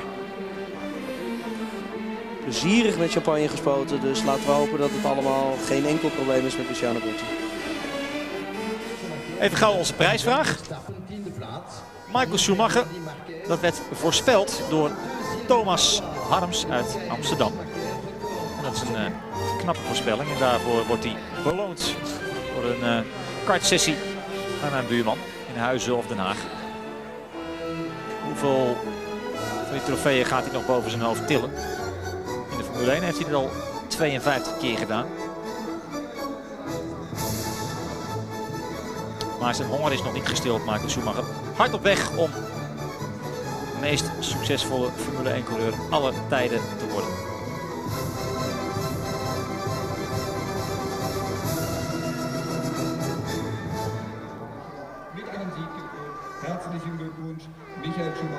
Eindgoed, al goed tussen aanhalingstekens vanmiddag hier in Spa-Francorchamps. We wachten op het trio dat u net zag, dat zich zo meteen gaat melden voor de persconferentie. Jammer van Frenzen, die uitzichten had op een mooi resultaat, maar de pech had dat hij dus niet wegkwam van de startopstelling.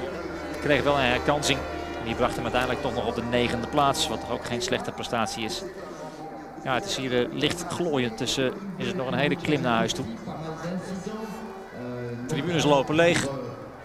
Jos Verstappen ook weer aan de finish op de 10e plaats, maar die kijkt al uit naar 2002 als hij met een Cosworth motor mag gaan strijden. Die heeft toch naar verluidt zo'n 60 pk meer dan de motor waar hij nu mee rijdt. Jos ging erg hard op de rechte stukken, maar dat heeft natuurlijk te maken met hij had geen keuze. Hij moet dan ook met een stuk minder downforce rijden. Krijgt hij meer pk's, dan kan hij met meer downforce gaan rijden en dan zal hij dus ook nog iets harder de hoek omgaan. En dan zal hij zeker meer naar voren komen.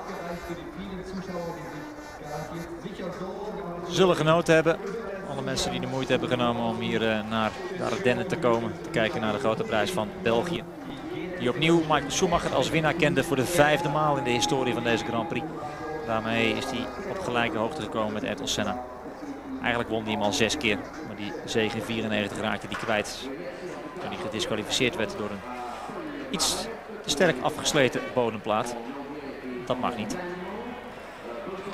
Maar er is op dit moment maar één man die met harde hand regeert over de Formule 1. En dat is de heer Michael Schumacher. Het is niet anders. Die ooit reed voor Flavio Briatore toen Briatore nog teambaas was bij Benetton. En dat leverde toen al 2 wereldtitels op. En nu heeft hij er ook 2 bij Ferrari te pakken. En hij heeft inmiddels dus 52 Grand Prix gewonnen in zijn loopbaan, Michael Schumacher. Dat is een zeer respectabel aantal.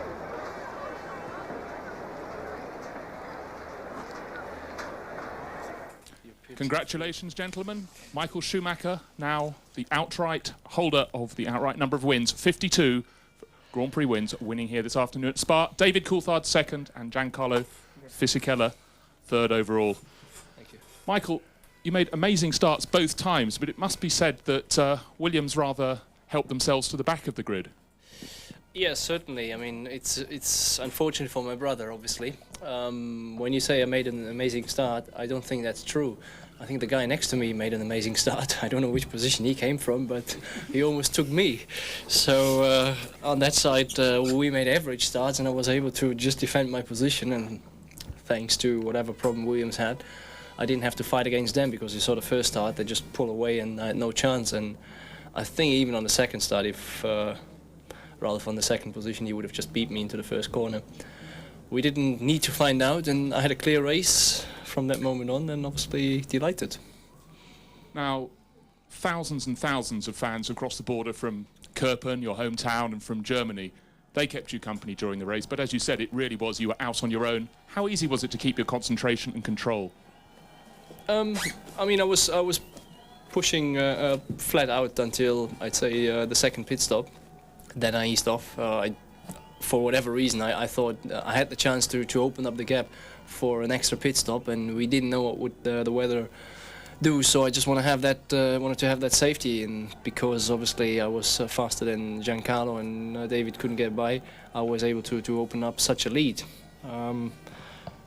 That helped. I lost once the concentration going wide in turn 15. I was just playing with too many buttons at the same time, and then running wide and almost gone into the barrier. It didn't need much to do that, but when you fight on the limit, when you drive, then that's what can happen.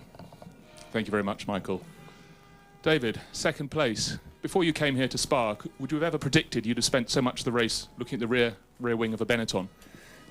Absolutely not. No, Giancarlo was doing an amazing race. Obviously, his car was working better than it has done this season, and he was quick in all the right areas. So out of La Source and out of Stavolo, so it was very difficult to get close. And I knew that my opportunity might come at the pit stop, and I thought I lost it when I caught one of the Minardis in Blanchimont.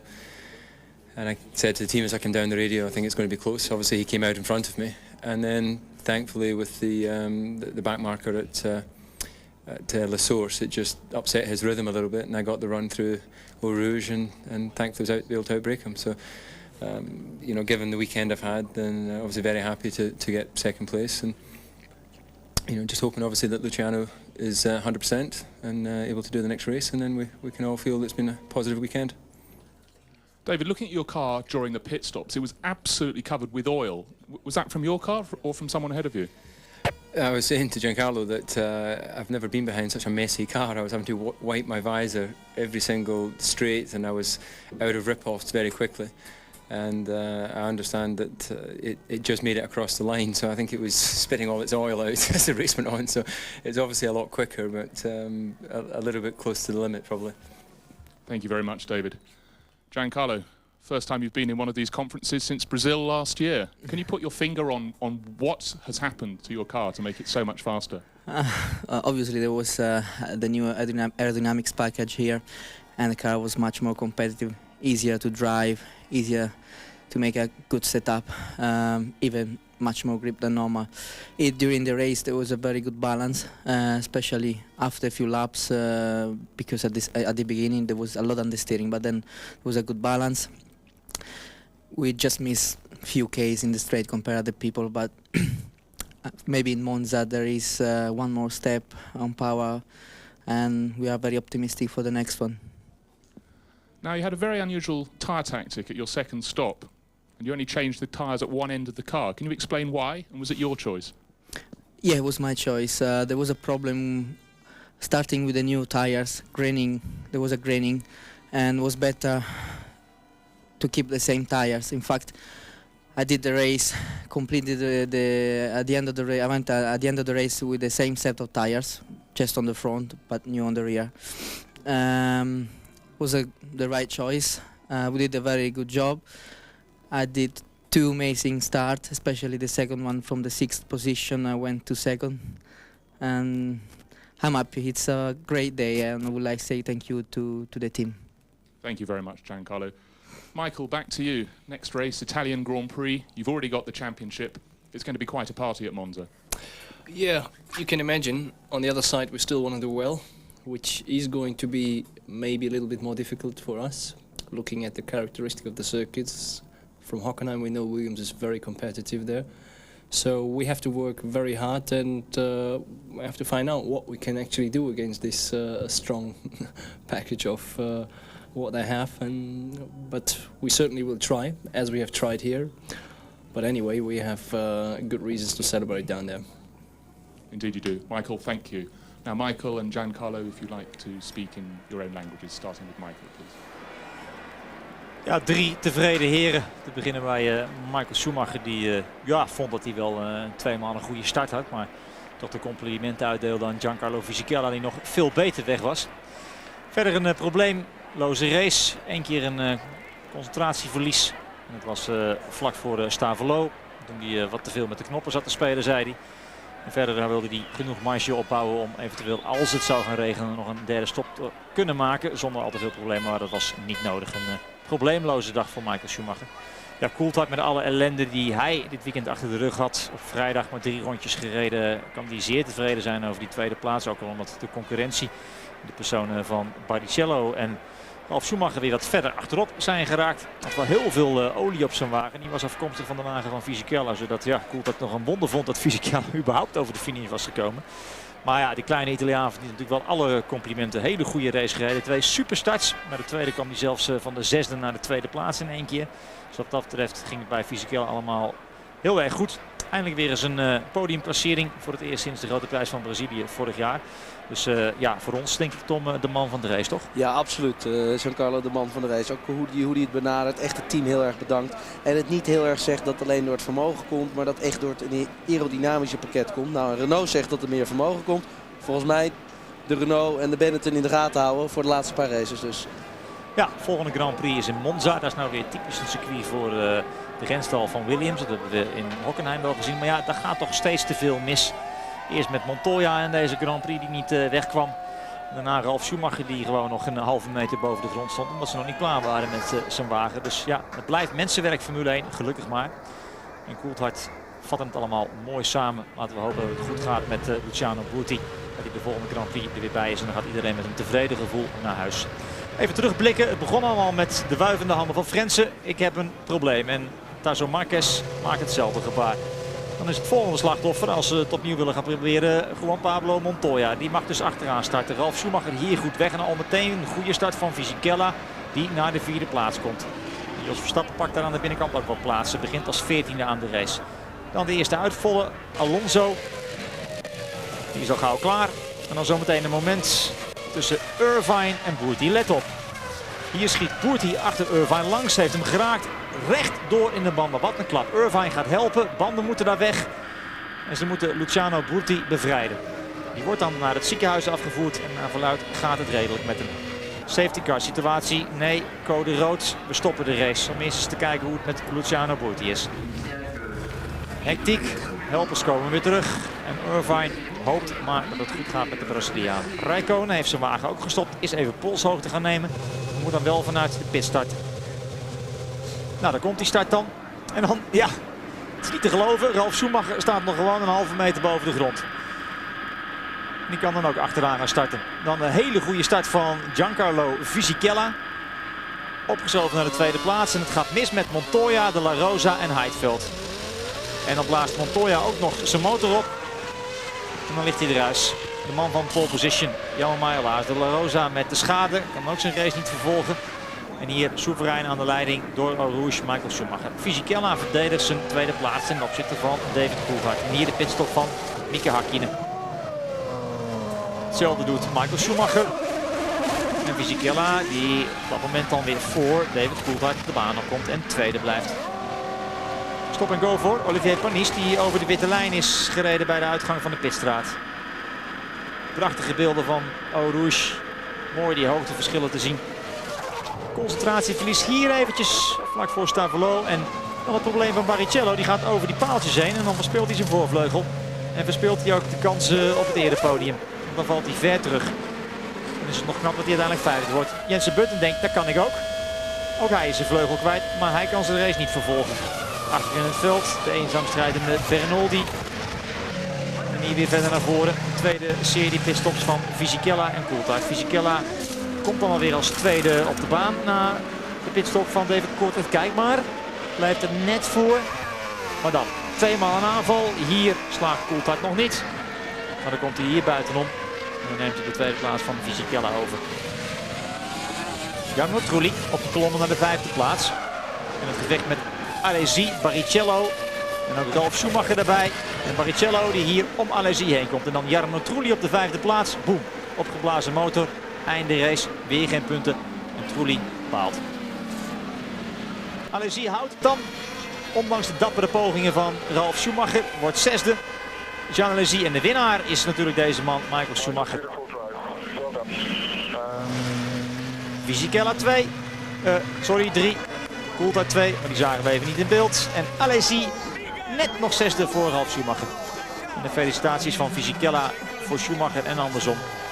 En hij lacht het hardst van allemaal, Giancarlo Fisichella. Weer een overwinning erbij voor de wereldkampioen. Michael Schumacher heeft er nu 52. En Coulthard kan ook tevreden zijn. Zijn voorsprong op de concurrentie in de strijd om de tweede plaats is weer wat groter geworden. Hier de nummers 1, 2 en 3 van de grote prijs van België. Even vooruitblikken, Tom. Gaan we naar Monza. Nou, dat wordt een Grand Prix voor Williams. Maar ja, dat dachten we vandaag misschien Ja, ook. dat dachten we inderdaad vandaag ook. Ja, het is een circuitje. Montoya zit het echt helemaal niet mee. Laat het geluk een keer aan zijn zijde zijn en laat hem daar toch scoren. Nou, dat gaan we over 2 weken zien. Volgende afspraak die wij met elkaar hebben over 2 weken in Italië, in Monza. Tot dan. Dag.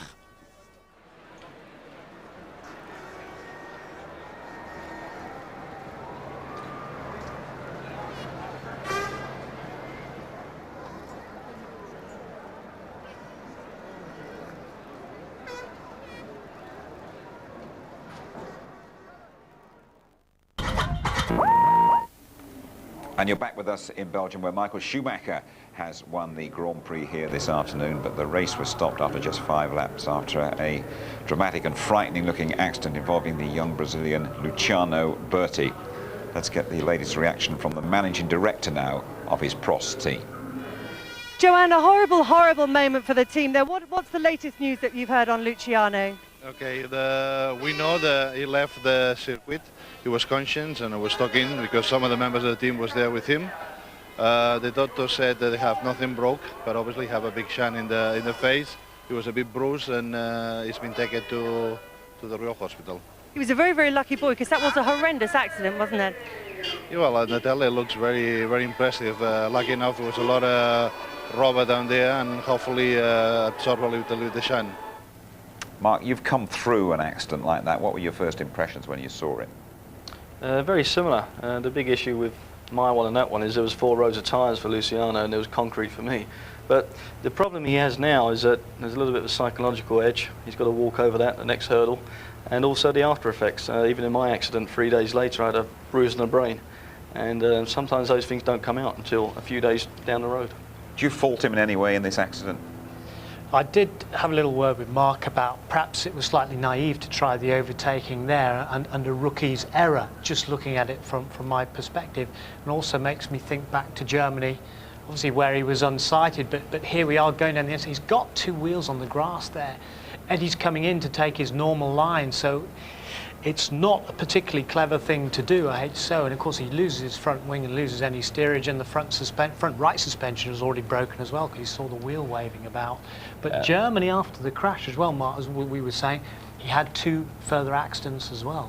Yeah, I mean, I think it's just an unusual place to try and overtake. He would have been well served to just wait till after the corner and go for the bus stop, but there you go, you know, that's racing. It was the fastest corner of the track where he crashed. Blanchimont, what is it, 190 miles an hour there, and just looking at the Prost getting taken away, it's a real pat on the back for the strength and the safety measures in these cars these days. Yeah, it's a testament to the strength of the cars. FIA set regulations, these designers and technology people for the teams keep striving to make them stronger and stronger, and they're doing a good job, but nobody likes to see that kind of impact. Whenever you see that, it's a bit of a lump in the throat. Just a little thought for you here about this circuit, which we've said hasn't actually been compromised in any way particularly. Do you think people will look at that now, Tony, and say, we've got to do something about this, it's just too quick, too dangerous? There've been mutterings during practice. Runoff areas not big enough, not long enough. We're going to have to start behind the pace car if it's wet. That came from Coulthard, it came from Irvine. But the point is they all actually love coming here, and I think if you sat them all down, so we go back to Spa next year, they go, yes please, because it is probably the ultimate challenge in Grand Prix racing, and you can't overly change a traditional track like this. Okay, let's just confirm that the result for you then here at Spa-Francorchamps this afternoon. 10 out of 10 again for Michael Schumacher. David Coulthard up there on the podium. Fisichella's first podium. Häkkinen fourth, Rubens Barrichello looking to make up ground on Coulthard for that second place overall in fifth place, and Jean Alesi making his point for Jordan. Let's go to the press conference, shall we, and hear from the top three, from Fisichella, from Coulthard, and from Michael Schumacher. Congratulations. Indeed you do. Michael, thank you. Michael Schumacher wanting even more at Monza in a couple of weeks' time, and their confirmation 52 victories for the 4 times German world champion, one more than Prost, Senna, Mansell, Sir Jackie Stewart, Jim Clark and Niki Lauda in that very exclusive club. Never any danger today, Tony? I think it's fabulous for Michael Schumacher. It's his 10th anniversary of his debut here in '91 for Jordan. The following year, when he was teammate to our own Martin Brundle, had his first victory here, and now he's joined the great Ayrton Senna and the great Jim Clark on 5-time winner at Spa-Francorchamps, a circuit that, you know, he loves so much, so close to his heart, so close to his home. And the fans who all came here to pay homage to him have gone away rewarded. Driver to driver, any chinks in that Schumacher armour? I can't see any. I don't think so. I mean, now and again he does lose concentration, but we've seen that before even with world champions like Senna at Monte Carlo. But when you've got nothing to do, you know, when it's so easy, it's going to happen. But I think we need to extend the track, for him at least. Right, we have plenty more incidents to look at. We're going to chat to one or two of the key characters as well when you rejoin us in Spa CC.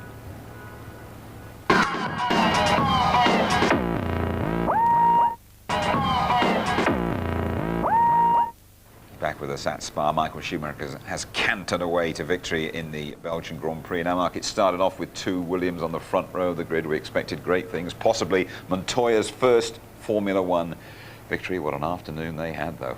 Terrible, really. I mean, Monty's dream got crumbled very early on. Their hands up in the air, engine stalled. We don't know whether that's because of the initiation of inputting in first gear or something software-wise. But a hard blow for him and a hard blow for the team. Everything that they did yesterday wasted.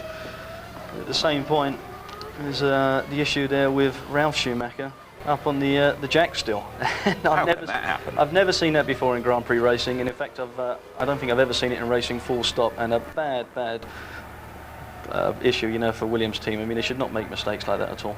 And here's Montoya blowing up at the end, and well, Martin Brundle asking 1 or 2 questions about the reliability of the BMW engine. Well, we saw early in the warm-up that they weren't doing many laps, so you know, a discussion already came up actually between me and Martin that we thought the engines weren't going to be reliable, and definitely for Monty we were proving right, weren't we? Start of the show, if you were with us, we saw Giancarlo Fisichella almost putting a brave face, wasn't he, on his return to Jordan. I think he's genuinely very happy now, isn't he, after that, after getting up on the podium. But how happy are Benetton letting him go? The team love him. Alan Permain, his engineer, has been with him from the start. He's been at Benetton, worked very closely. They've helped develop that car together, along with Mike Gascoigne and his team, made these improvements, which started in Hungary with this, you know, this sort of high downforce aerodynamic packages working. But this lightning starting, just incredible. Button as well coming through, only being foiled at the last minute by Häkkinen going in front of him, Barrichello getting overtaken, and Fisichella up to second place, whilst De La Rosa gets sandwiched there in between Heidfeld and poor old Montoya taking a knock as well at the start. And that's when we saw, look, De La Rosa out of control and actually hitting Heidfeld as they went down the hill. Look again, look at Fisichella's start, absolutely lightning clear. Clearly huge improvements to that Renault engine, 110-degree V, revolutionary. They've taken big gambles this year, and there's the squeeze you saw in the sandwich. De La Rosa getting it at the hit from Heidfeld. David Coulthard's worst qualifying position for 3 years, Mark. He spent a lot of the time in this race looking at Fisichella from behind, and finally got past him for the second place. He drove a solid race, DC. You know, the move was a good move as well. Outstanding when he went around the outside there into the chicane.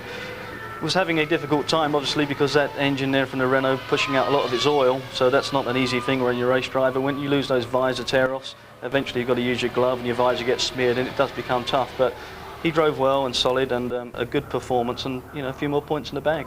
5th place for Rubens Barrichello. That's a couple of points. I get the feeling, though, he expected more, and perhaps Michael Schumacher was primed here to support him as he tries to get second place in the overall championship. We're pretty sure the team expected much more from Rubens. He lost it on the last day, and in fact, even after the warm-up, he said he'd lost the balance of the car and he was trying to get it back. but he also lost it in after the first round of pit stops, because after the restart he'd been in 3rd place, and then he dropped all the way back, and hence he had to take that fight. And this is the point where he lost his nose cone, and we think that he took too much curb. We didn't see detailed pictures, and lost his nose cone, which meant he had to come in for a new one. We're going to hear now from Rubens Barrichello, big pal of Luciano Berti, fellow Brazilian. Here he is with James. Rubens, it's a difficult day for you. You lost the front wing. Tell us about it. Yeah, it was such a difficult day. The second start was crap, and I lost the position up to Fisichella, and then I didn't have the straight line speed to overtake him. Then the pit stop didn't go well. My race was lost. I mean, afterwards, I had a vibration on the tire. I had a bit of everything today, really. So I lost the wing. I lost everything. But the good news is your friend and fellow countryman Luciano Berti seems to be okay. Oh, that's good news, because I've been thinking on the race. I get the impression he was a bit worried about Luciano there, Tony. Get the impression he wasn't that chuffed about his second start either. No, not at all. CRAP, I believe. Yes, speaking from the heart there, but I think he probably still has got time, hasn't he, to put the pressure on David Coulthard, although Coulthard's second place done him no harm at all today. What about the safety aspects of this place, Tony? You think that shouldn't be changed? Mika Häkkinen, former world champion, I get the feeling he's going to disagree with you as he chats now to James. Mika, tell us about your afternoon. How was it, you mean? Yeah. Well, not so fantastic. I mean, my personal performance on the race, I'm happy about it. Sad about what has happened today, you know, lot of negative in terms of accidents and things like that. So, terrible weekend. And you're looking at those corners over there. It's a very high-speed corner, so things like that, if you go off there, it is catastrophic. Not happy with those high-speed corners, Tony? No, he's not. But, I mean, you know, it is the ultimate challenge. And you talk to people like Villeneuve, and he say, this is the ultimate challenge. We don't want to lose it. And if you've got to start behind a pace car here, he says, you may as well not bother turning up. OK, let's hear from Jean Alesi. Terrific battle at the end he had there with Ralphie Schumacher before scoring a point for Jordan. Jean, congratulations, 1 World Championship point, and boy, you had to work for it. No, it was fantastic, because obviously the beginning of the race was a big emotion for us drivers, I mean both of us, because when we have a red flag because there is this kind of accident, honestly it's very hard to start again. I don't know actually the condition of Berti yet, but I hope he's okay. And he is okay. Here's the constructors then. Ferrari away and gone. McLaren holding that second place ahead of Williams and Sauber. 4 points clear of British American Racing and Honda, and they are level, both 5th and 6th. BAR and Jordan both on 16 points. Be sure to join us a little bit later on tonight for the highlights of the Belgian Grand Prix as we look back at a pretty dramatic race we've had here, or races I should probably say. Highlights coming your way later on tonight here on ITV. And there we are, just after midnight, repeated ITV2, just before 1 o'clock tomorrow. Next we go to Monza for the Italian Grand Prix in a couple of weeks' time. We'll give you the full ITV service throughout the weekend. The qualifying show live on the Saturday at 11:30. All the pre-race build-up from just after midday. Highlights at 11:45. The show repeated 12:50 ITV2. There we are then. We salute Michael Schumacher, statistically the greatest ever. Our thoughts, though, are with Luciano Berti. He's okay. We're going to call him Lucky Luciano from now. Bye-bye.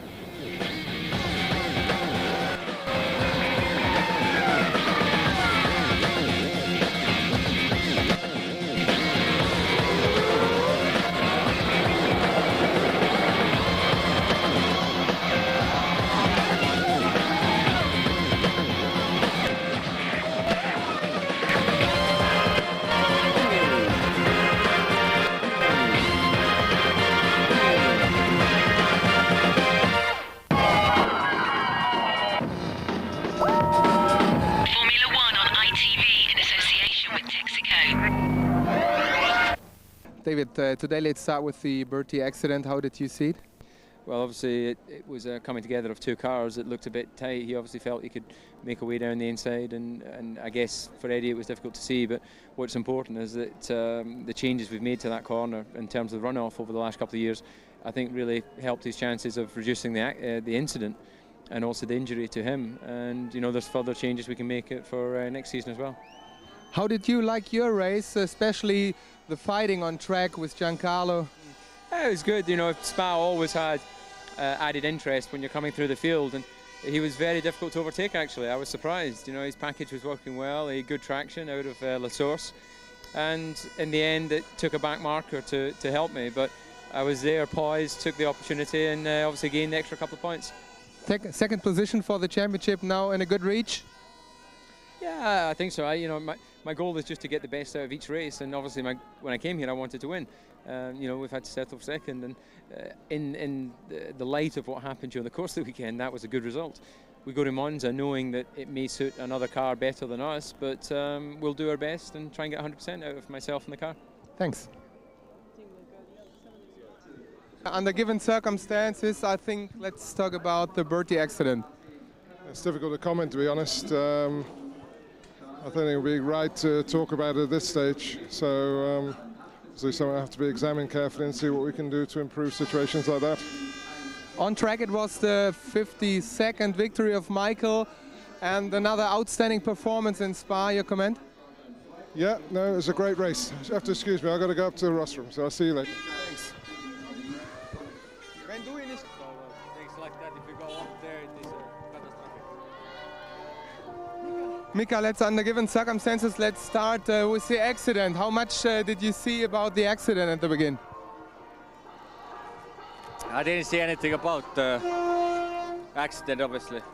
Very bad. I don't know what has happened to Bertie, but obviously a very serious thing in that speed. You know, it's a top speed is close to 300 kilometers per hour through there. Otherwise, another strange race at Spa. Very strange indeed. Very strange. Okay, that's all. Thank you.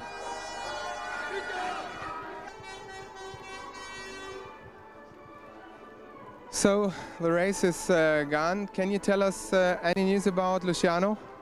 Well, before the only thing we know is that he talked to us or some of the members of the team before he left the circuit. So he was conscious, he was able to talk. The doctor said to us that it doesn't look like he's got anything broken, but obviously he have a big shine in the head and the helmet, and he's been taken to the main hospital now. So we have some people there, and hopefully tonight we will see, and we will know a bit more. Thank you very much. Let's start with the accident. What did you see from the accident? I didn't see yet the accident. The most important thing is about Bertie is right. I would like to see the accident, and I can tell you something more. Your race, back on track, was it one of the best races of your career? Yeah, it was one of the best because with the car, you know, we were struggling with the car normally, but this weekend it was quite good balance and quite good grip with the new aerodynamics package. So I did a very good job. We need more power, but for the next race we have one more step on power. But first of all, we saw some good fighting with DC, with you. David was pushing behind me and wasn't easy. He was much quicker than me on the straight, but at the end I was struggling even with the grip, and he overtook me. So being Italian, coming to Monza now, what does it mean for your motivation? I'm very confident. I'm very confident again because there is one more step on power and there is another front nose on your front nose. So if you go back to Hockenheim, I finished in 4th position. So if we score some more points there, it's gonna be fantastic. Thank you.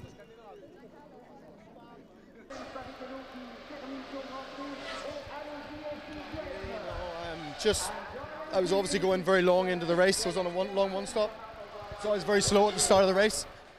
Just basically tried to hang on to my position. And coming into, I don't know what the corner is, Luch, his front wing hit my rear wheel, and and he went straight on. I spun. That's all I really know. Did you see Burti in the car? You looked for Yeah, him? but apparently he's fine, which is great. Okay, thank you. Okay. Well, yeah, it's better down here, yeah. Well, Juan, let's start with the accident. How did you know about the accident? Well, I saw a red flag, and the lap after the car, you see the car and completely destroyed.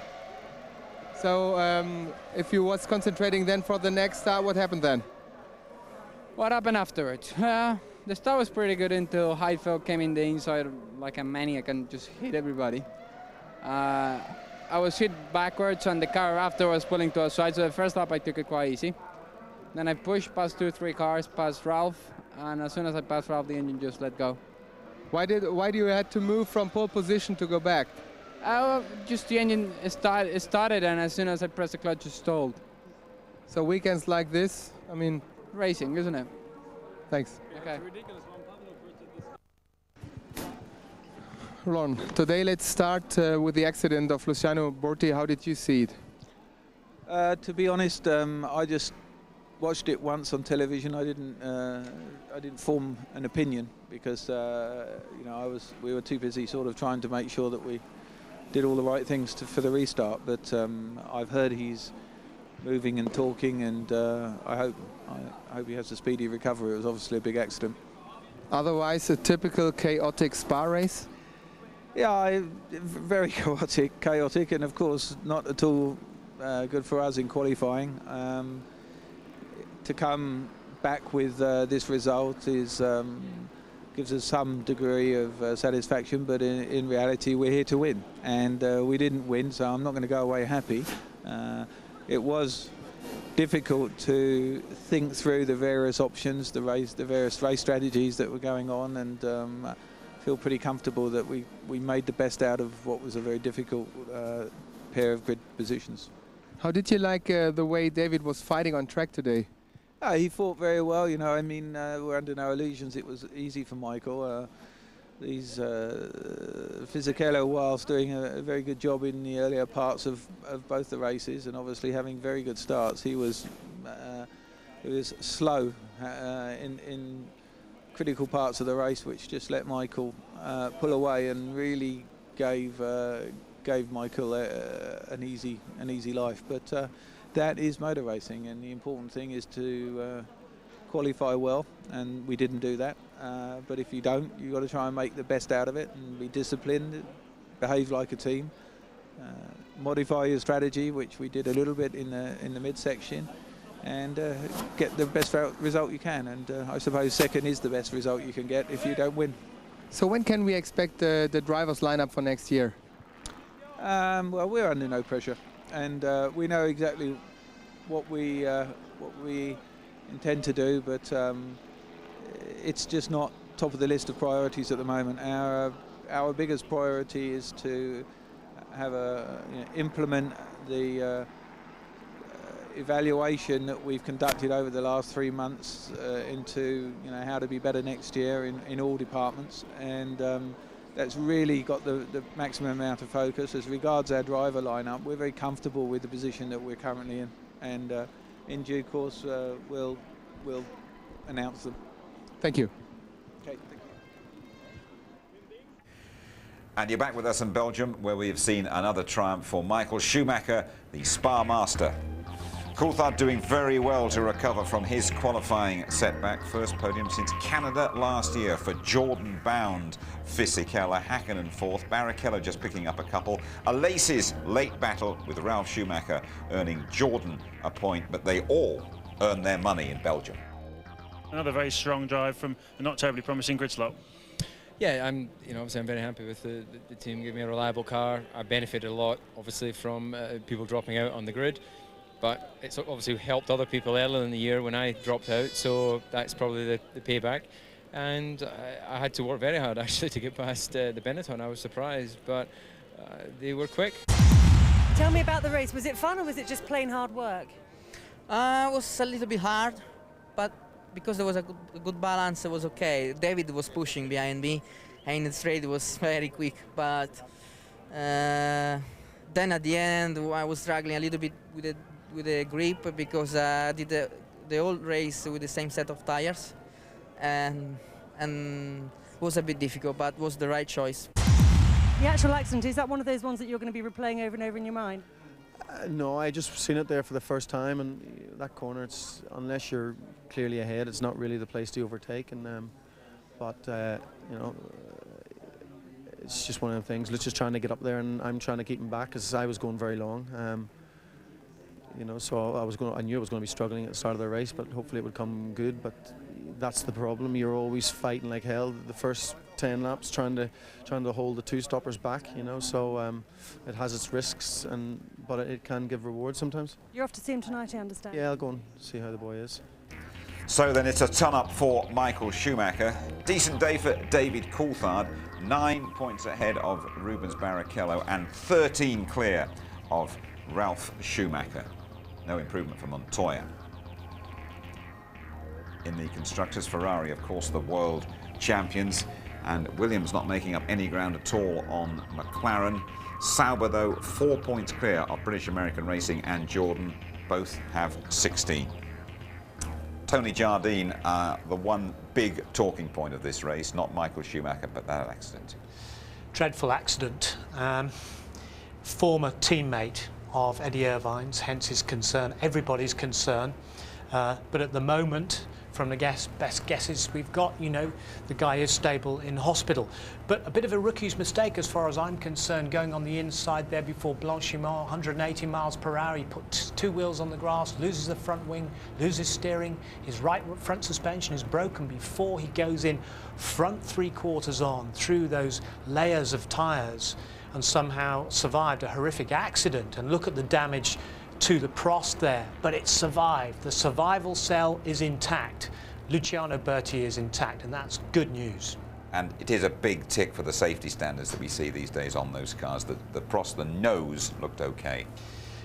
Rigid structural tests before a car can be passed for Grand Prix racing, side impact tests, frontal impact tests, tests over the top of the roll hoop, all proving its worth now, showing how safe and strong a Grand Prix car can be.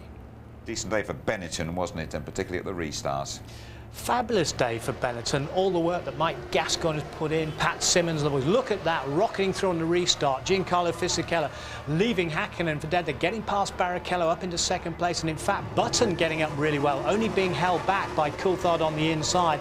Meanwhile, back behind there, Montoya's had to start from the back, along with his teammate, gets the squeeze from the inside from Heidfeld. And you just see, look at the power of the Benetton, look at the Renault V10, 3-litre engine there.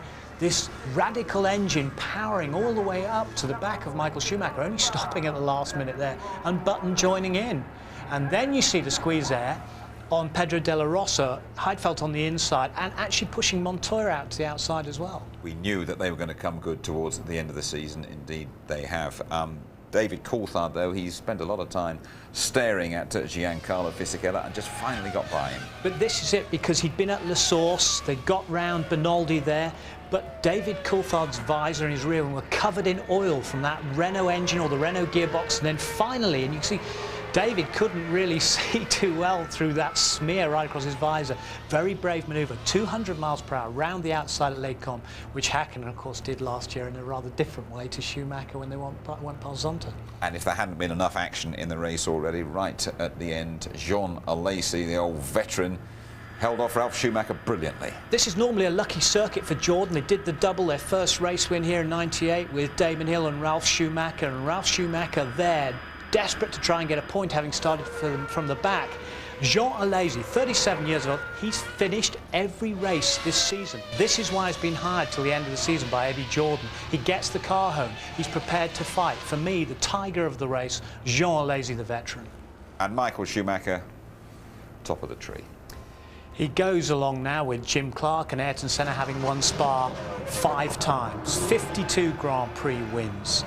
This is where he made his debut in 1991 in the Jordan, having told a few porcupines. He told Eddie Jordan that he'd been to this circuit many, many times. He'd actually only been on a bicycle before then, and that was the start of this glittering Grand Prix career. His debut win was here. He gets a hug from Giancarlo Fisichella up on the podium there with Coulthard, Fisichella, and of course Ross Brawn, the technical director and winning constructor for Ferrari. So a fabulous day for Ferrari. Thanks so much indeed, Tony. And of course, Michael Schumacher's birthplace, Kirpen, just around the corner over the German border. In a couple of weeks' time, Monza will feel like home for Michael Schumacher, and we will be there for the full ITV service throughout the weekend. The qualifying live from 11:30 on the Saturday, pre-race show just after midday on Sunday, highlights at 11:45, repeated on ITV2 just before 1 o'clock. So then we salute Michael Schumacher, statistically the greatest of all time, and we wish Luciano Berti a speedy and a complete recovery. Good night from Spa.